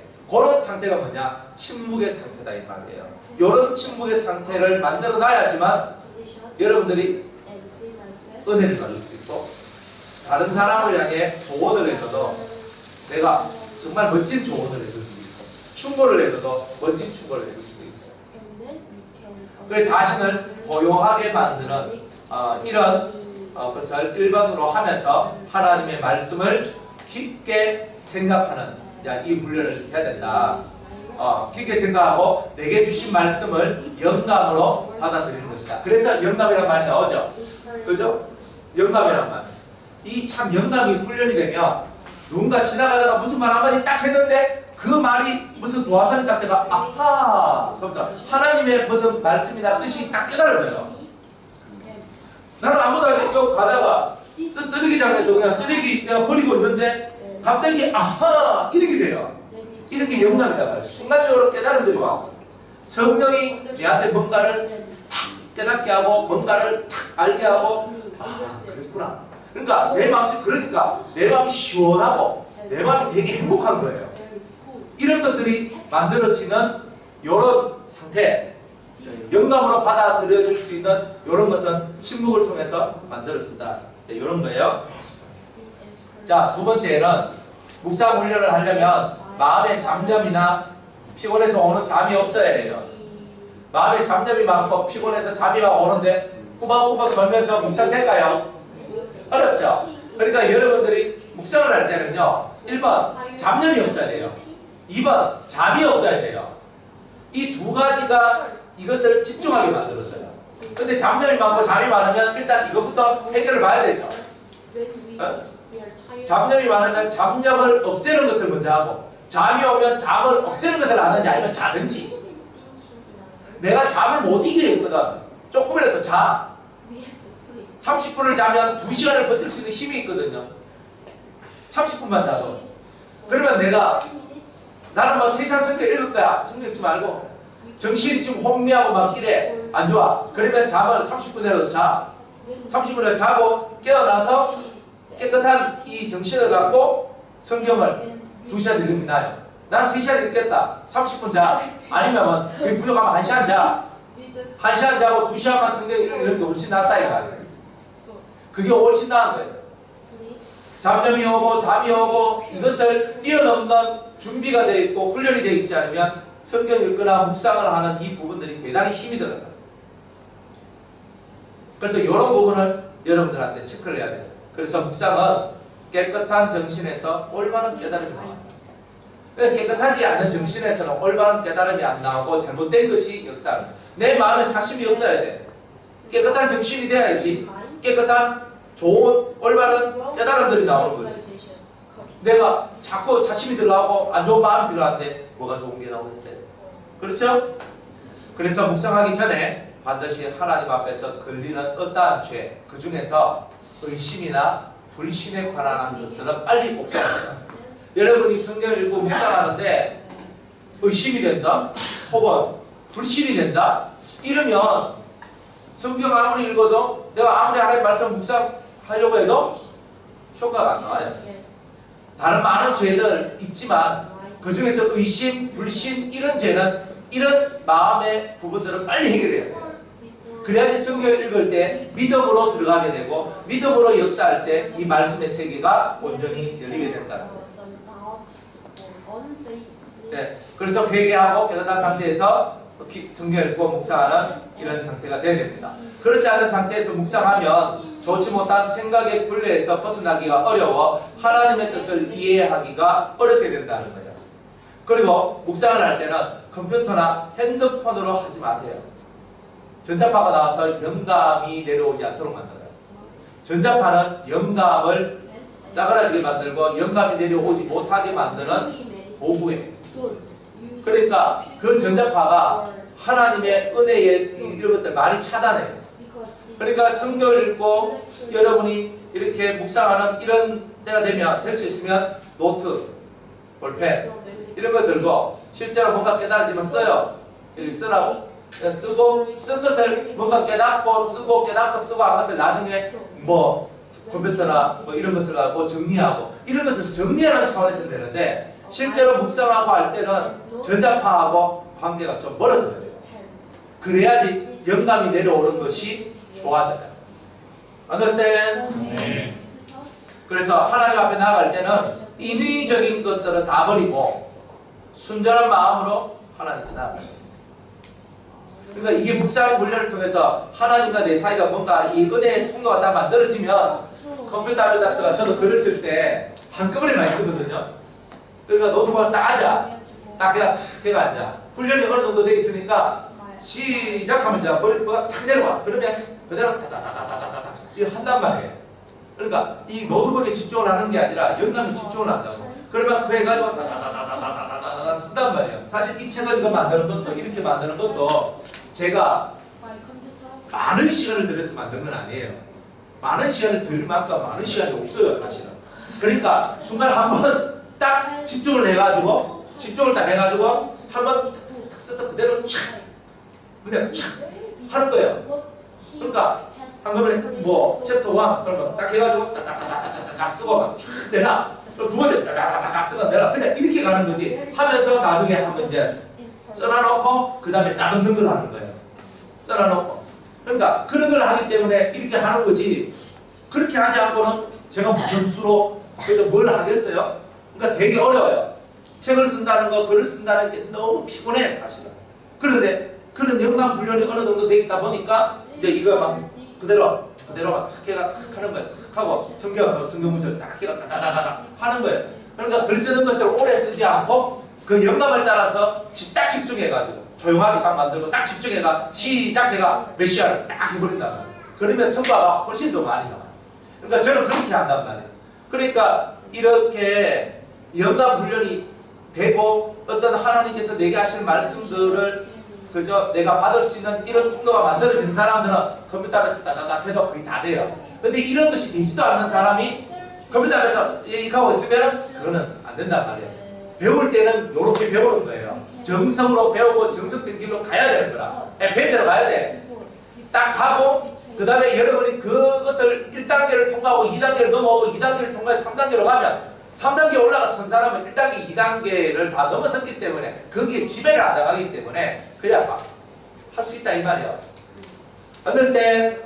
배울 때는 정확하게 배움을 정확하게 실천하고 그리고 그 단계를 통과하면 작용한다 이 말이에요. 이해가죠?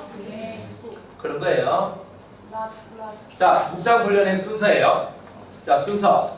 여러분 어떻게 묵상 훈련을 할 수 있을까? 자, 1번은 성경과 노트와 필기도구만 있으면 됩니다. 다른 건 필요 없습니다. 뭐 다른 건 뭐 수많은 것들 갖다 놓고 할 건 없어요.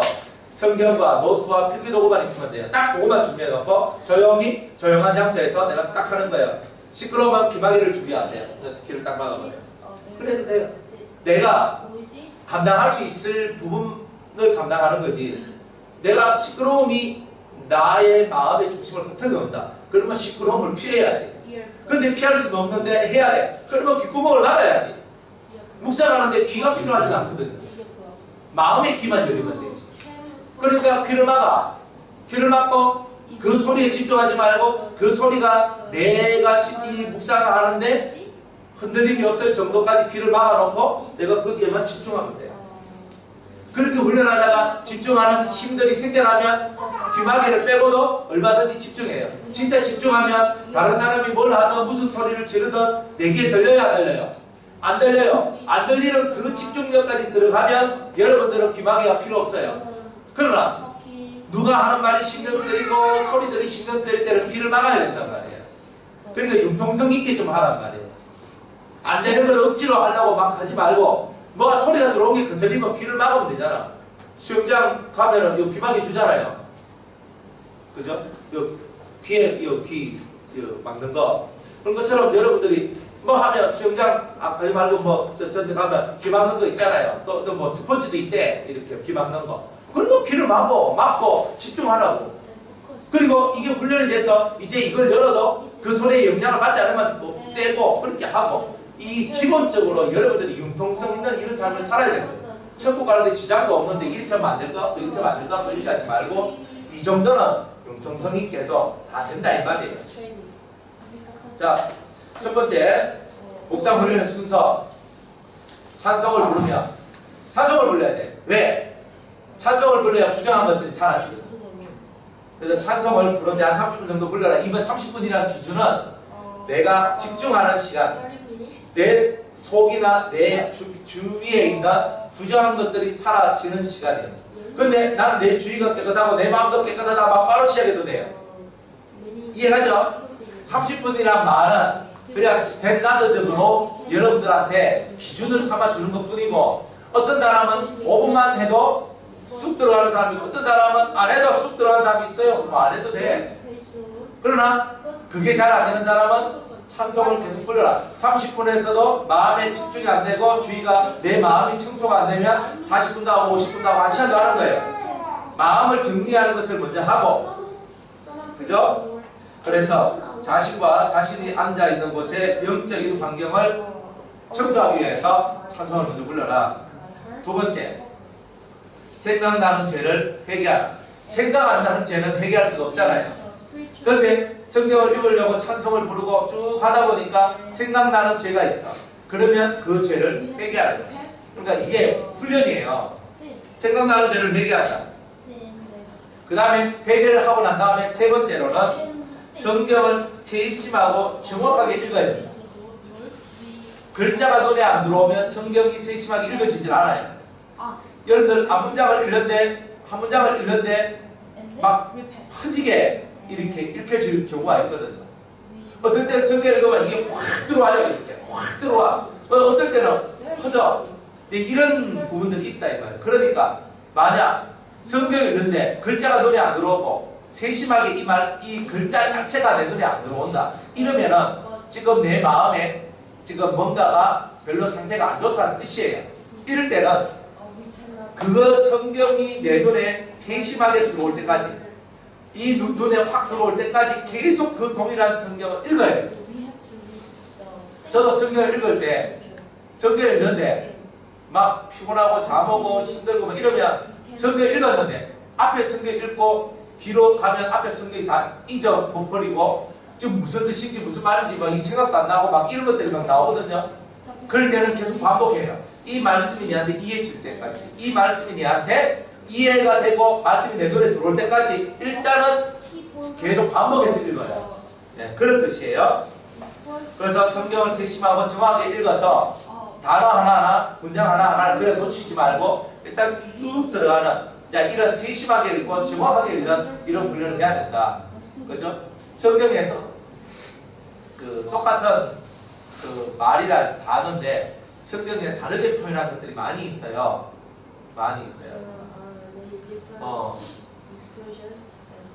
지방을 얘기할 때도 그 어떤 부분에는 그 그라사인의 지방 뭐 이렇게 얘기를 하고, 어떤 지방 뭐 어떤 데는 똑같은 건데 그라사인의 지방, 그라사인 그 청년 둘이가 쇠사슬에 묶여있는, 귀신 들린 두 청년이 쇠사슬에 묶여있는 그것도 성경마다 지역을 얘기하는데 뭐 가다라 지방 뭐 이렇게 얘기하다든지 그라사 지방 이렇게 얘기하다든지 똑같은 지역인데 다르게 말하는 게 있어요. 그리고 예수님의 제자 중에서도 바돌로메라는 사람이 있잖아요. 그죠? 바돌로메가 누구예요? 자 봐요. 베드로, 안드레, 야고보, 요한, 필립, 나다나엘, 도마, 마테, 야고보, 다데오, 시몬, 가룟, 유다. 그 예수님의 제자 중에 바돌로메라는 사람이 있잖아요. 그런데 다른 성경에는 나다나엘이라고도 얘기하죠. 그죠? 그러면 왜 여기에서는 나다나엘이라고 그러고 왜 저기에서는 바돌로메라고 할까? 그죠? 그러면 바돌로메라는 이런 뜻이 있을 것이고 나다나엘이라는 이런 뜻이 있을 것이고 그 단어가 말해주는 뜻이 있을 거 아니에요. 그런 것들을 갖고 묵상을 합니다. 이렇게 쭉 들어. 자세히 안 읽으면 왜 여기서 이렇게 말하는데 왜 여기서 이렇게 말하는데 이런 게 눈에 안 들어와요. 그러니까 이렇게 하면서 이런 지역의 지명의 다른 말들, 그리고 또 이렇게 이름의 다른 뜻들, 베드로도 베드로, 시몬 이런 말로 불려지잖아요. 근데 원래 베드로의 이름이 뭐예요? 네? 아, 시몬이지, 시몬. 그죠? 시몬. 요한의 아들 시몬아. 그리고 베드로, 게바. 그런데 베드로하고 게바는 같은 말이잖아요. 그러니까 시몬은 다른 말이죠. 그러니까 뜻이 바뀌었지. 이름의 뜻이. 이름의 뜻이 바뀌었다는 말은 삶이 바뀌었다는 뜻이고, 뭔가가 달라졌다는 뜻이고. 그러니까 이런 거. 성경이 똑같은 단어를 쓰지 않고 다른 말을 썼을 때, 다른 단어를 썼을 때는 다른 뜻을 전해주기 위해서 그런 것이 있다 이거예요. 성경은요, 동일한 말을 두 번 쓰는 걸 되게 싫어해요. 특징이 그렇게 있거든요. 그러니까 다른 말을 쓰는데, 그런데 왜 다른 말을 쓰느냐? 뭔가 그 안에 들어있는 또 다른 뜻을 드러내주기 위해서 다른 말을 쓸 수 있다. 그러니까 세밀하고 정확하게 읽지 아니하면 그런 것들을 깨달을 수가 없는 거예요. 그런데 나다나엘, 그러면 내가 사전을 찾아봐야 되나? 내가 바들로메 사전을 찾아봐야 되나? 안 찾아봐도 돼요. 여러분들이 뜻을 모르면 사전을 안 찾아보고 그냥 기도하는 거예요. 하나님, 나다나엘의 뜻이 뭡니까? 옛날에 많은 사람들이 사전 찾아보고 이 성경을 읽는 건 아니잖아요. 하나님, 나다나엘을 왜 바돌로메라 하셨어요? 라고 기도를 하면서 하나님 이 뜻을 가르쳐 주세요. 성령이 저에게 하시는 말씀 듣기를 원합니다. 성경에 보면, 그죠? 주여, 지금 그 등대 옆에 있는 감람나무 두 가지의 뜻은 무엇입니까? 라고 이렇게 스가랴가 물으니까 주 앞에, 온 세상에 있는 주 앞에 모셔섰는 그런 증인들이다, 두 증인이다, 이렇게 얘기를 한단 말이에요. 우리는 묻고 주님은 우리에게 대답을 하신단 말이에요. 그러니까 책을 보고 우리가 그렇게 보는 것은 묵상훈련은 아니에요. 다른 것을 보지 말고 그대로 여러분들이 그 말씀을 갖고 그대로 하나님 이 뜻이 무엇입니까? 이 뜻을 가르쳐 주세요. 계속 기도하는 거예요. 하다 보면 주님이 나다나엘이라는 뜻은 이거고 바들로메라는 뜻은 이거다, 시몬이라는 뜻은 이거고 베드로라는 뜻, 게바라는 뜻은 이거다, 이렇게 주님이 가르쳐 주는 거예요. 이런 영감을 받고 이런 훈련을 하는 것이 묵상훈련이다 이 말이에요. 그러니까 인위적인 것을 자꾸 뛰어들면 영감이 쇠퇴해져요. 그러니까 인위적인 것을 없애고 답답하지만 계속 그것을 두고 하나님 앞에 기도하면서 집중해 들어갈 때 여러분들이 제대로 된 묵상훈련이 될 수 있다 이 말입니다. 오케이? 아멘. 자, 성경을 세심하고 정확하게 읽어야 한다. 많은 양의 성경을 읽지 않아도 된다. 성경을 읽다가 어떤 단어, 문장, 환경, 인물, 지명 등에 이끌리게 되면 그 의미와 뜻을 묵상하면서 내게 주시는 하나님의 뜻이나 가르침이나 교훈, 즉 레마가 무엇인지 이해해야 한다. 자, 이거예요. 첫 번째는 그 지명이나 사람이나 단어나 문장이나 환경이나 이런 것에 대한 뜻을 먼저 알아야 돼요. 뜻을 알고 그 다음 두 번째는 그 뜻이 나하고는 무슨 상관이 있는가 이거잖아요. 성경을 읽는 이유는 지식을 알기 위해서, 지식을 얻기 위해서 하는 게 아니에요. 이 말씀을 읽는 이유는 이 말씀의 뜻이 나하고는 무슨 상관이 있느냐 이거예요. 그러니까 이것이 열려지면 묵상훈련이 제대로 되는 거예요. 자, 그래서 레마는 뭐냐면 주님께서 내게 주신 말씀, 내게 주신 말씀. 그러니까 성경의 뜻을 알아서, 뜻을 안 것은 이 뜻이야 이거지, 내게 주신 말씀은 아니거든요. 말씀을 내가 읽었는데 이 말씀이 내한테로 왔다 이 말이에요. 그러면 내한테로 왔으면 내게 주신 말씀이 되는 거예요. 아, 이 뜻이 이것이구나. 그런데 이 말씀을 나보고 이렇게 지키라고 하시는구나. 이렇게 되는 거예요. 그 다음에 네 번째로 하나님의 뜻을 이해했어요. 여러분 내 말을 받았어요. 그러면 그것을 실행할 수 있도록 하나님의 도우심을 구하고 실천하는 일을 해야 돼요. 묵상 실천해놓고 실천하지 않으면 이 묵상은 끝이 돼요. 묵상의 진짜 이유는 하나님의 뜻을 깨달아 실천하기 위해서 하는 거지 실천하지 않는 묵상은 없어요. 만약 내가 사랑을 깨달아서 아 주님의 사랑이 이거구나 하고 땡 끝나버리면 그 말씀이 내 삶이 안 되잖아. 아 주님의 사랑이 이거구나 하고 내가 딱 깨달았어. 그러니까 그 말씀을 그대로 실천을 하는 거야. 한번 해보는 거예요. 바보같이. 그랬더니 내 속에 능력이 생겨나기 시작하는 거야. 뭔가가 이때까지 내 속에 할 수 없는 힘들이 막 생겨나는 거야. 그런 것들이 만들어진다는 거예요. 그래서 여러분들이 실천할 때에 말씀의 능력자가 돼요. 실천하지 않으면 능력이 안 생겨요. 그걸 알아야 됩니다. 자, 그래서 내 힘으로 하는 것이 아니라 성령의 도우심이 임하기를 간절히 구해야 된다. 실천을 하는데 내가 성령의 도우심으로 말미암아 말씀을 깨달았잖아요. 성령의 도우심으로 말미암아 내가 실천하는 거예요. 그러니까 우리는 생명의 성령의 법의 지배를 당하는 거지 글자의 지배를 당하는 게 아니에요. 성령이 깨닫게 해주시고 성령이 실천하게 해주시는 거예요. 나의 힘으로도 되지 아니하고 나의 능으로도 되지 아니한다고 그랬거든. 스룹바벨아 네 앞에 무엇이 있느냐 큰 산이 있나이다.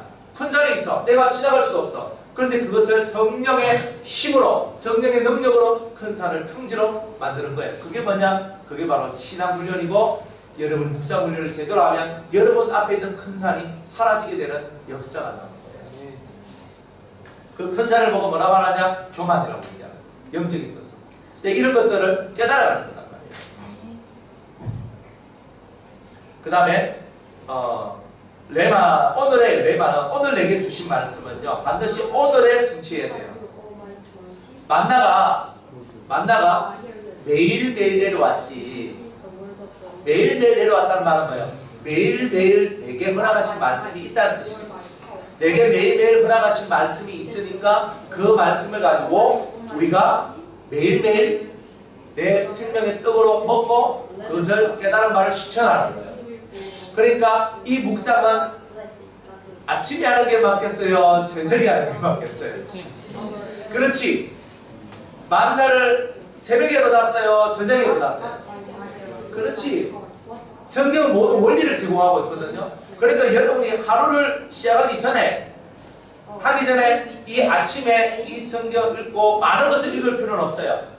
묵상하면서 하나님이 내게 주시는 이 내 말을 얻기 위해서 아침 시간에 내가 이 말씀을 읽고 오늘 하루 주님이 내게 하시는 말씀을 듣고 깨닫고 실천하는 이걸 해야 되는 거라.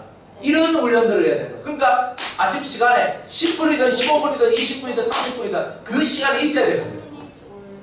그 훈련이 되는 사람은 내가 성경을 안 읽어도 아침에 주님 하면 주님이 무슨 말씀을 푸르륵 하면서 준단 말이에요. 그러면 그게 그 말씀을 가지고 딱 묵상하면서 그 말씀을 갖고 왜 이 말씀 주셨어요? 영감으로 말씀이 내려와. 그럼 왜 이 말씀 주셨어요? 그러니까 하면서 또 깨달아. 그럼 그 말씀을 행하면 안 돼요. 그게 영감이 아침에 딱 일어나는데 안 내려와. 그러면 성경을 읽어. 그 성경을 읽다가 뭔가 내 마음에 가장 많이 다가오는 단어나 문장들이 있을 거예요. 맞죠? 그러면 그것을 붙들고 계속 집중하는 거예요. 주님 왜 이 단어를 저한테 자꾸 뭔가 하실 말씀이 있는 것 같아요. 이 단어의 뜻이 뭘까요? 왜 저한테 이 단어를 주셨어요? 이 문장을 주셨어요? 아니면 왜 이런 말씀을 내게 주셨어요? 이러면서 계속 하다 보면 뭔가 이 마음속에 집중하다 보면 뭔가가 열려요. 그러면 그것을 깨닫고 그 깨달은 바를 그날에 실천하는 거예요. 안 하면 그날의 만나를 내가 먹지 못한 것이 되고 내 영혼은 피폐해져요. 그날 먹어야 될 만나를 먹어야 돼요. 오케이? 그렇지 않으면 내 만나를 잃을 수 있다. 만나를 잃을 수 있다. 그러니까 이런 훈련을 계속하다 보면 만나가 자꾸 쌓이는 거야. 쌓이면 여러분들이 잘 되는 거예요. 자, 5번째로 하루를 마칠 때 오늘 내게 주신 레마를 어떻게 실행했는지를 돌아보고 그 말씀을 이루지 못했다면 눈물로써 회개하고 내일은 반드시 레마를 실천하겠다는 다짐과 결단을 해야 된다는 거예요. 하루가 끝났는데 내가 오늘 레마에 대한 반성이 없어. 그러면 내가 묵상했다는 그 의미가 어디 있는 거예요? 묵상은 뭐 하나만 하지. 반성이 없는데. 행사가 있으면 피드백이 필요하잖아요. 반성이 필요하잖아. 우리가 하루를 시작했으면 하루의 끝에는 반드시 하루에 대한 반성이 필요하잖아요. 근데 우리는 반성을 어떻게 하냐면 내가 레마대로 살았나? 레마를 실천했나 안 했나? 내가 오늘 하나님께서 내게 묵상을 통해서 깨닫게 하셨다. 혹은 말씀을 예배를 통해서 깨닫게 하셨다. 그런 말씀들을 내가 실천했나 안 했나? 이것부터 먼저 살펴봐야 되잖아요.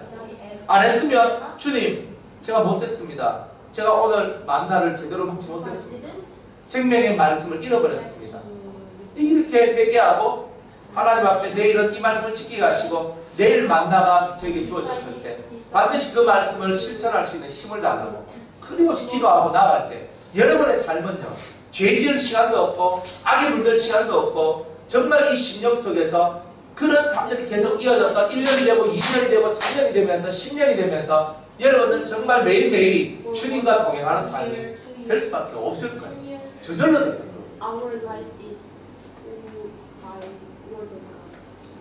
자, 또한 내 말을 실행하지 못한 그 마음의 이유를 알아내어서 그것을 해결하는 거예요.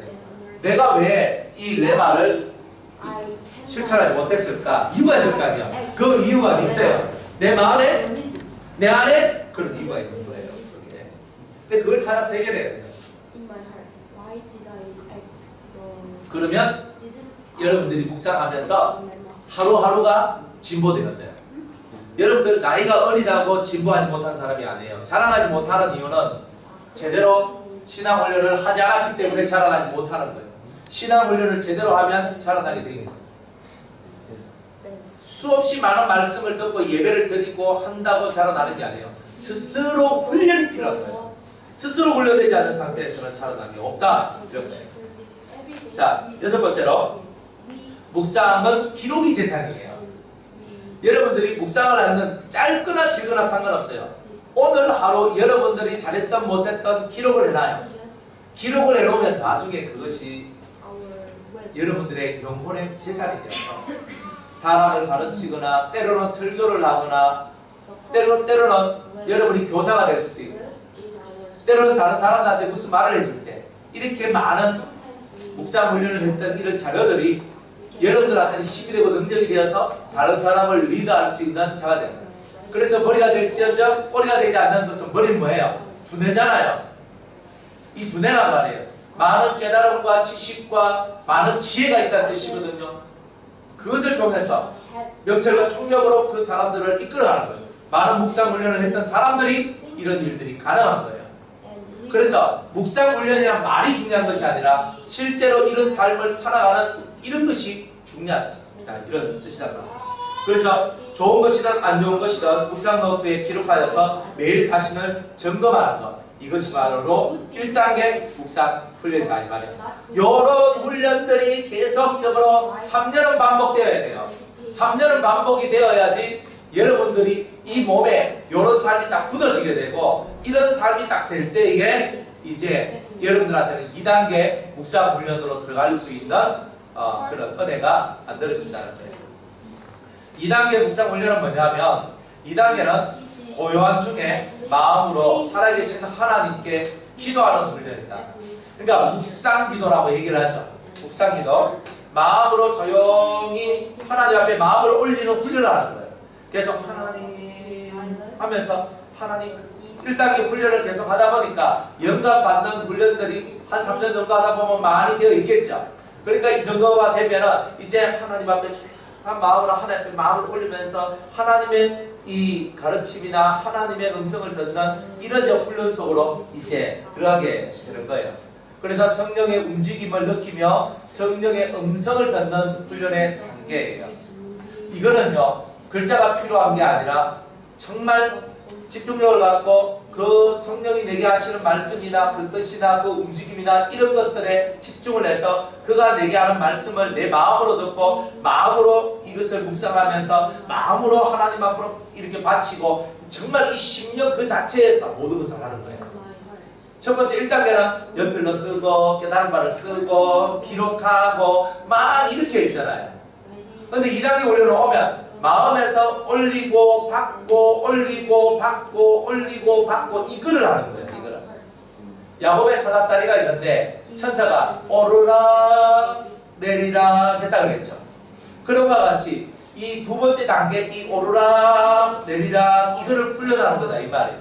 여러분들이 이런 훈련들을 해야지만 뭔가가 되는 이런 게 진짜 영성 훈련이 본격적으로 시작되는 거예요. 영성 훈련이. 그래서 더 나아가 예수 그리스도의 음성을 듣는 훈련이다 하는 게 영성 훈련에 이제 입문하고 진짜 제대로 된 영성 훈련으로 여러분이 들어오는데 하박국 2장 1절 말씀에 이렇게 말씀합니다. 다 같이 한번 읽어볼게요. 시작. 그가 내게 무엇이라 말씀하시는지 기다리고 바라보며 나의 질문에 대하여 어떻게 대답하시는지 보리라. 아멘. 그러니까 그가 내게 무엇이라 말씀하시는지 기다리고 바라보며 나의 질문에 대하여 어떻게 대답하시는지 보리라 하잖아요. 이게 2단계 훈련의 진짜 중요한 포인트예요. 기다리는 거예요. 내가 조급해지지 않고 하나님께서 내게 하시는 말씀을 듣기 위하여 계속 기다리는 거예요. 그래서 말씀하지 않으면 움직이지 않는 그런 거예요. 주님, 제가 뭘 해야 됩니까? 말아야 됩니까? 라고 물었어요. 물었으면 주님이 내게 확실하게 답을 주실 때까지 내 자리를 뜨지 않고 있는 거예요.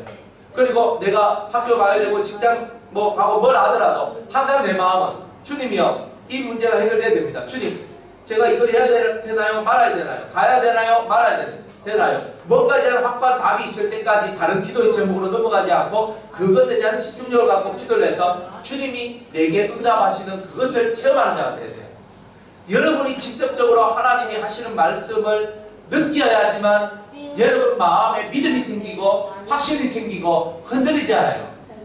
2단계 훈련은 흔들림이 없는 견고한 믿음의 성을 만드는 훈련이란 말이에요.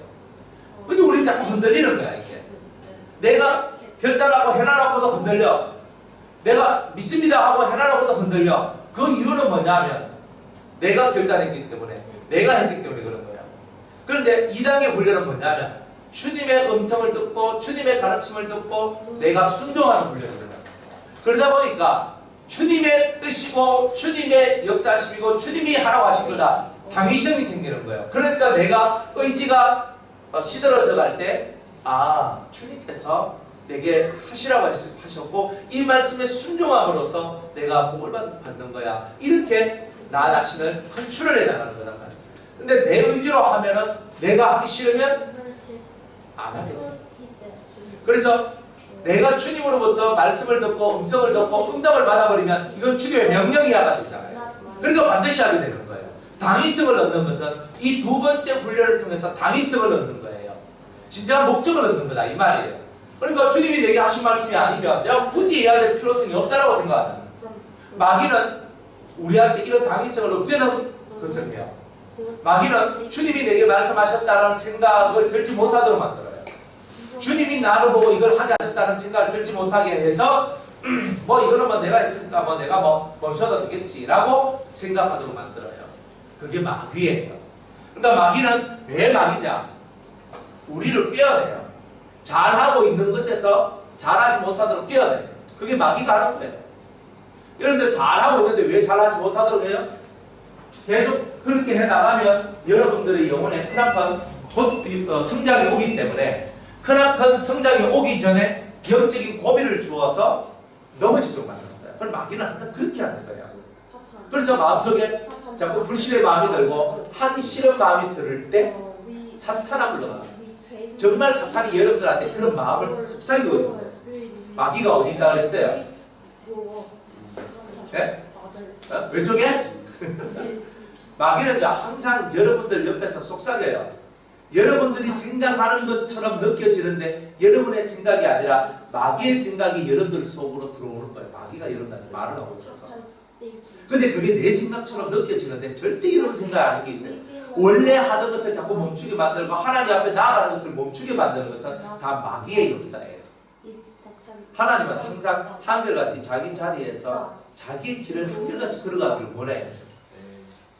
그죠? 무슨 일이 있더라도 자기의 길을 지키고 자기가 해야 될 것을 해나가는 자가 돼야 돼요. 무슨 일이 생긴다고 안 하면 그건 다 마귀의 역사인 거예요. 하나님께 때리실 때는 산산조각 내거든요. 그게 불법한 것이라면 산산조각을 내버린단 말이에요. 하지만 하나님 앞에 의로운 것은요, 마귀가 이것을 파괴하려고 하는 거예요. 하나님 앞에서 불의한 것은 하나님이 파괴하고, 마귀가 볼 때 이건 하나님의 나라의 것이고 이것이 활성화되면 안 된다 싶을 때는 마귀가 파괴시키는 거다 이 말이에요. 그걸 잘 알아야 되는 거예요. 자, 2단계 훈련은 이렇게 여러분들이 당위성을 얻는 거. 주님이 말씀하셨다, 성령이 말씀하셨다, 이것을 가지고 내가 굽히지 않는 믿음의 의지를 갖고 견고한 산성을 만들어내는 이런 훈련이에요. 이거는 순전히 마음으로 해요. 마음으로. 이 영혼의 상태에서 이 마음, 심령을 올리고 받고 하는 이런 상태의 묵상 훈련이다, 이 말이에요. 그러니까 이런 사람들은요, 집중해서 하나님께 계속 집중을 하는 거예요. 하나님 말씀만 없어서. 주님, 제가 질문을 던졌는데 언제 답해 주실랍니까? 이렇게 가는 거예요. 그러니까 이런 상태. 그러니까 여러분들도 어느 정도 상태가 되면 하나님 앞에 주님한테 주님 이건 뭐예요? 좀 가르쳐 주세요. 이렇게 하면 꿈으로도 환상으로도 말씀으로도 음성으로도 우리한테 이걸 가르쳐 주시는 이런 때가 있어요. 근데 이런 건 뭐냐 하면 2단계로 이 사람들이 올라왔다는 뜻이에요. 1단계를 잘 하면 2단계에 정말 교통하는 이런 부분들이 자유자재로까지는 안 되더라도 어느 일정한 중요한 부분에 있어서 결정을 내릴 때 충분히 여러분들이 선택하고 결정할 수 있는 그러한 하나님의 역사들을 여러분이 직접 체험하고 느낄 수 있을 거예요. 그렇게 하는 은혜가 있기를 바랍니다. 자, 3단계. 3단계는 보좌에 계신 하나님께 집중하는 훈련이다. 보좌로부터 음성이 들리고 그 음성과 소통하고 교제하며 하나님의 명령을 완전히 이룰 수 있을 때 3단계 훈련은 성공한 것이다. 이제 두 번째 훈련은 뭐예요? 하나님, 제가 질문했는데요. 하나님, 저기 말씀해 주세요. 제가 기도했는데요. 응답해 주세요. 주님, 이건 뭐예요? 이렇게 나가는 게 2단계 훈련이라면 3단계 훈련은 나는 가만히 있어. 하나님께서 내게 하시는 말씀을 먼저 그 보좌로부터 흘러내려오는 그 말씀을 듣고 그 말씀을 묵상하고 그 말씀의 뜻을 실천하는 거예요.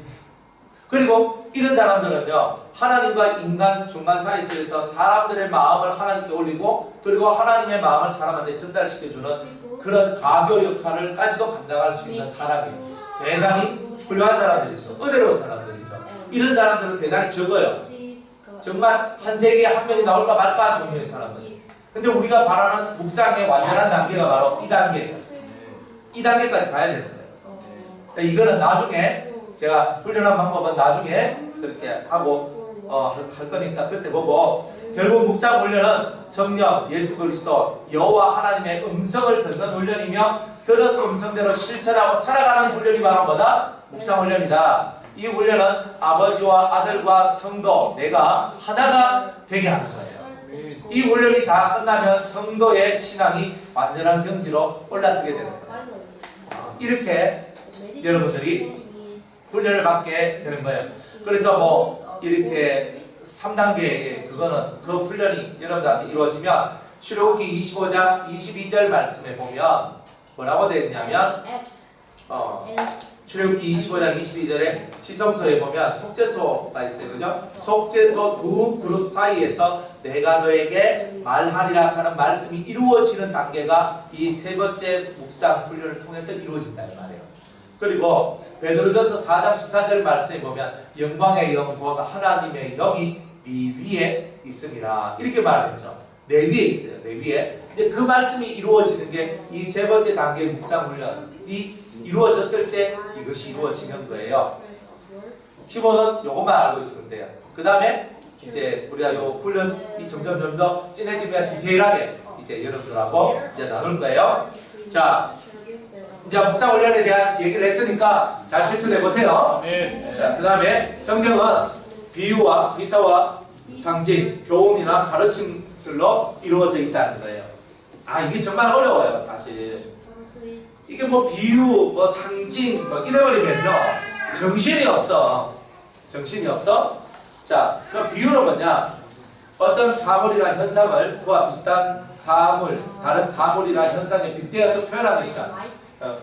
국어 사전에 나오는 그런 얘기거든요. 빗대어서 말하는 걸 보고 비유라 얘기하는 거예요. 빗대어서. 그죠? 저희가 늑대 같아. 뭐 빗대어서 말하는 거잖아요. 그죠? 이런 것들. 자, 상징. 상징은 뭐냐? 추상적인 사실이나 생각, 느낌 등 대표성을 띈 기호로 나타내는 거예요. 대표성을 띈 기호나 구체적인 사물로 나타내는 거예요. 상징은 뭐냐면 숫자, 색깔, 뭐 익투스, 물고기죠, 그죠? 익투스라는 말이 물고기인데 옛날에는 익투스가 뭐예요? 예수 그리스도인들을 상징하는 상징이었죠. 그 카타콤에서 신앙생활하는 사람들이 저 사람이 예수 믿는 사람인지 아닌지를 어떻게 알아요? 이 물고기 그림을 이렇게 그리는 거예요. 물고기가 익투스인데 예수 그리스도 살아계신 하나님의 아들 그 머리 글자만 따가지고 딱 보니까 물고기가 익투스가 나왔던 거예요. 그래가지고 그걸 가지고 그리스도인의 상징물로 사용을 했던 거예요. 그래서 물고기. 그리고 옛날에는 우리 차 탈 때 차 뒤에다가 물고기 한 마리 딱 붙였거든요. 맞죠? 기억나요? 저도 붙였거든요. 근데 하도 속도를 많이 내서 내가 물고기를 뗐어요. 속도를 그때는 속도를 너무 많이 내고 살 수밖에 없는 그때 왕년이었어요. 그러니까 너무 좀 빨리는 거야. 아 이렇게 속도를 내면서 어떻게 익투스 내가 이걸 물고기 그래 뜨이더라고 있어서 띄버렸어. 그래 상징이라면서 딱 보면 하는 거 보여지는 거 있죠.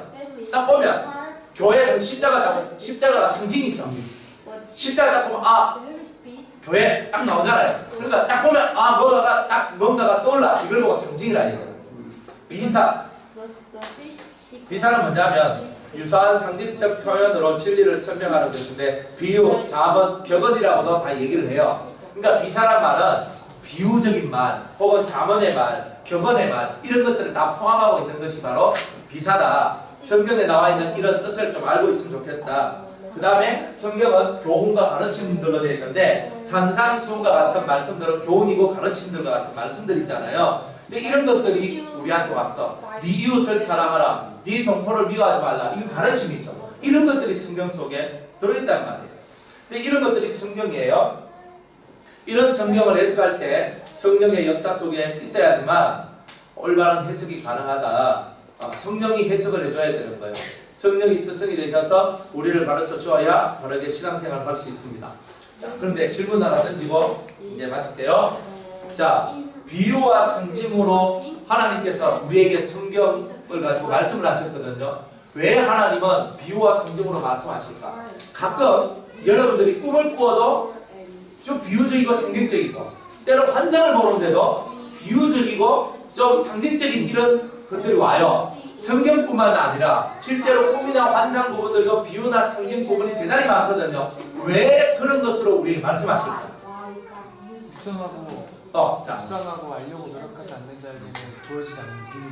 그렇지. 또 왜 비유나 상징을 갖고 우리에게 이렇게 많이 말씀하실까?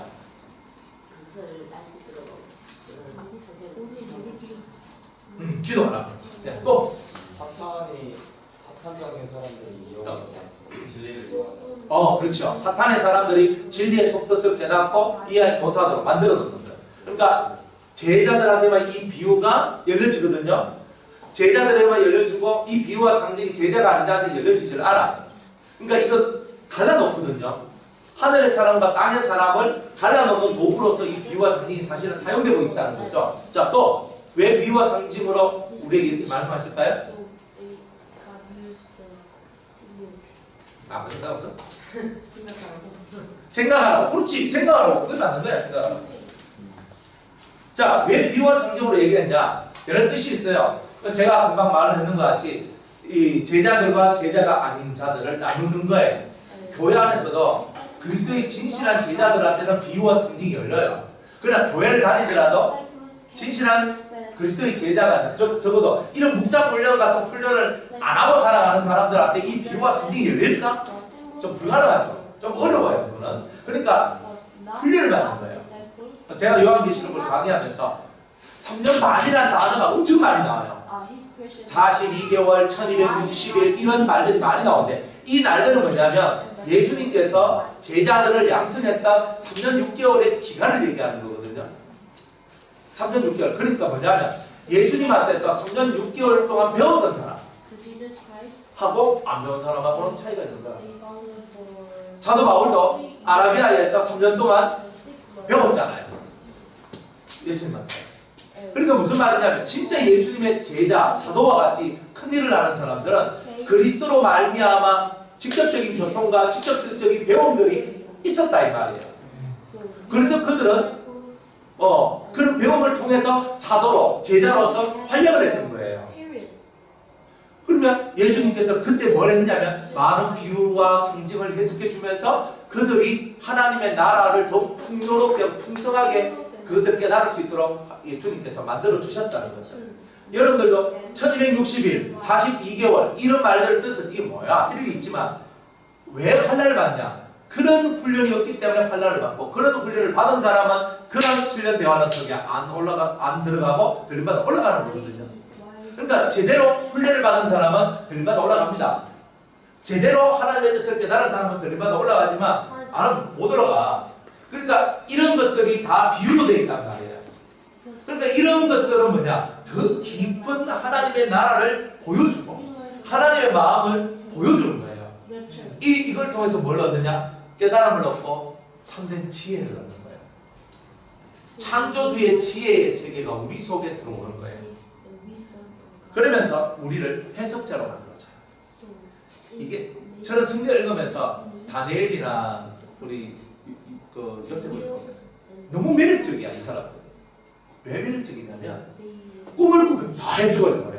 환상을 봐도 다 해석을 해버려. 하나님께 물으면 하나님 답을 다 해줘. very good. 완벽한 엑셀런트 신앙이냐. 가장 훌륭한 신앙이야. 주님 왜 저는 그렇게 안 될까요? 왜 우리들은 그렇게 안 될까요? 그런데 이 비유와 상징이라는 훈련의 시간을 통과합니다. 묵상 훈련이 왜 필요하냐면 비유와 상징을 해석해 나가면서 해석자로서 여러분이 성장해 나가는 거예요. 그러니까 사람을 딱 보는데 이것이 해결되니까 비유와 상징이 해결되니까 이 사람을 딱 보는데 이 사람의 인생이 해석이 되고 이 사람이 꿈을 꾸는데 그 꿈이 해석이 되고 이 사람이 환상을 봐도 환상이 해석이 되고 정말 이 많은 것이 해석이 돼요. 갑자기 내 눈앞에 숫자가 딱 다가오는데 숫자가 해석이 돼요. 가끔 어떤 분들은 목사님 저 꿈을 꿨는데요. 숫자가 저한테 왔어요. 이렇게 말해요. 우리 숫자가 꿈에 왜 숫자가 와요? 그래 말로 좋지. 숫자로 와. 감춰놨잖아요. 너는 그것을 갖고 묵상하면서 그 안에 들어있는 하나님의 마음과 뜻을 깨달으라 말해요. 그래서 하나님의 말씀 중에 중요한 말씀은 감추어둔 비밀이라고 합니다. 비유와 비사와 상징과 같은 내용은 감추어둔 것이고 감추어둔 것이고 이 감추어둔 것이 우리한테 드러나는 것은 해석을 해야지만 드러나는 거예요. 그러니까 우리를 훨씬 더 지혜자로 고급스러운 사람으로 우리를 지혜가 있고 총명 있는 사람으로 만들어주기 위하여서 이 훈련을 시키는 거예요. 그래서 비유와 상징으로 주신 이유는 우리를 고급스러운 하나님의 사람, 수준 높은 하나님의 사람, 해석자와 같은 이런 하나님의 마음을 알고 하나님의 뜻을 아는 그런 진실한 지혜자를 만들어내기 위해서 이런 비유와 상징으로 우리에게 말씀하신다는 거예요. 결국은 영적인 수준을 상승시키는 거예요. 그죠? 하나님의 마음을 읽어낼 수 있는 사람, 하나님의 마음을 볼 수 있는 사람, 이런 사람으로 만들어주기 위해서 감추어진 비밀의 세계를 열기 위해서 깊은 깨달음의 세계로 들어가기 위해서 자 이런 뜻들을 우리한테 말씀해 주고 있다. 그러니까 이렇게 비유와 상징이 나올 때 야, 내 이거 풀면 내 신앙의 수준이 높아지는구나. 그죠? 높아지는 거예요. 그러면서 여러분의 속의 세계가 넓어져요. 그게 바로 이렇게 비유와 상징으로 우리에게 말씀하신 뜻이다. 해석자가 되기 위해서 한마디로 가장 간단하게 말하면 해석자, 곧 지혜자가 되기 위하여 이 비유와 상징의 세계를 열어주시오. 누가 말하죠. 물은 물이로되 물이 아니고 산은 산이로되 산이 아니로구나. 무슨 말일까? 물은 물이로되 물이 아니라는 말이 이해가 되고 깨달아진 사람은 해석자예요. 산은 산이로되 산이 아니고 그게 뭔 말이야? 이거 있으면 아주 비유와 상징의 세계가 열리지 않은 거고. 근데 그 세계가 딱 열려지면 이 말뜻이 이 말뜻이구나. 사람이 뭔 말을 하는데 그 말뜻이 이해가 되어져. 그러니까 이해가 되어진다 말은 해석자가 됐다는 뜻이잖아요. 성경이 말하는 뜻 모르는데 사람이 말하는 뜻을 어떻게 알겠어? 사람 속에 있는 감추어진 말들은 어떻게 들춰내겠어요? 안 그래요? 명철한 사람이 사람 속에 있는 감춰진 것을 뽑아내는 거예요. 해석자만 할 수 있어요. 그러니까 여러분이 이런 높은 수준의 사람으로 올라서려면 그 모든 감춰놓은 것을 풀어낼 수 있는 능력이 들어와야 되는데 그 능력이 성경을 통해서 여러분들한테 전달되어진다는 거예요. 그래서 이것을 해놨습니다. 성경이 어렵죠? 읽으면 읽을수록 어렵죠? 근데 어려운 이유가 뭐예요? 수준 높게 하기 위해서. 처음에는요, 초등학교 공부하는 사람, 그죠? 공부하다가 중학교 가니까 중학교 너무 어려워요 하는데 고등학교 간 사람 뭐예요? 고등학교 가거나 중학교 아무것도 아니다. 중학교, 고등학교 갔어. 고등학교에서 수학 배우다가 대학 가서 대수학 배우니까 머리가 띵하게 이것도 못 이러거든요. 올라가면 올라갈수록 훨씬 더 수준이 높잖아요. 내가 대학원까지 가가지고 깊이 들어갔어. 그러니까 초, 중, 고 대학생들까지 내가 다 가르칠 수 있는 사람이 되잖아요.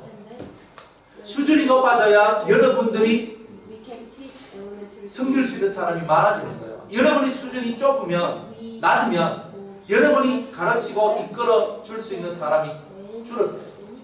초등학교 졸업한 사람은 학문적으로는 초등학생들 정도만 가르칠 수 있어요. 고등학교를 졸업한 사람은 고등학교 것을 가르칠 수 있는 거예요. 대학교를 졸업한 사람은 대학생들까지를 가르칠 수 있어요. 그게 원리예요.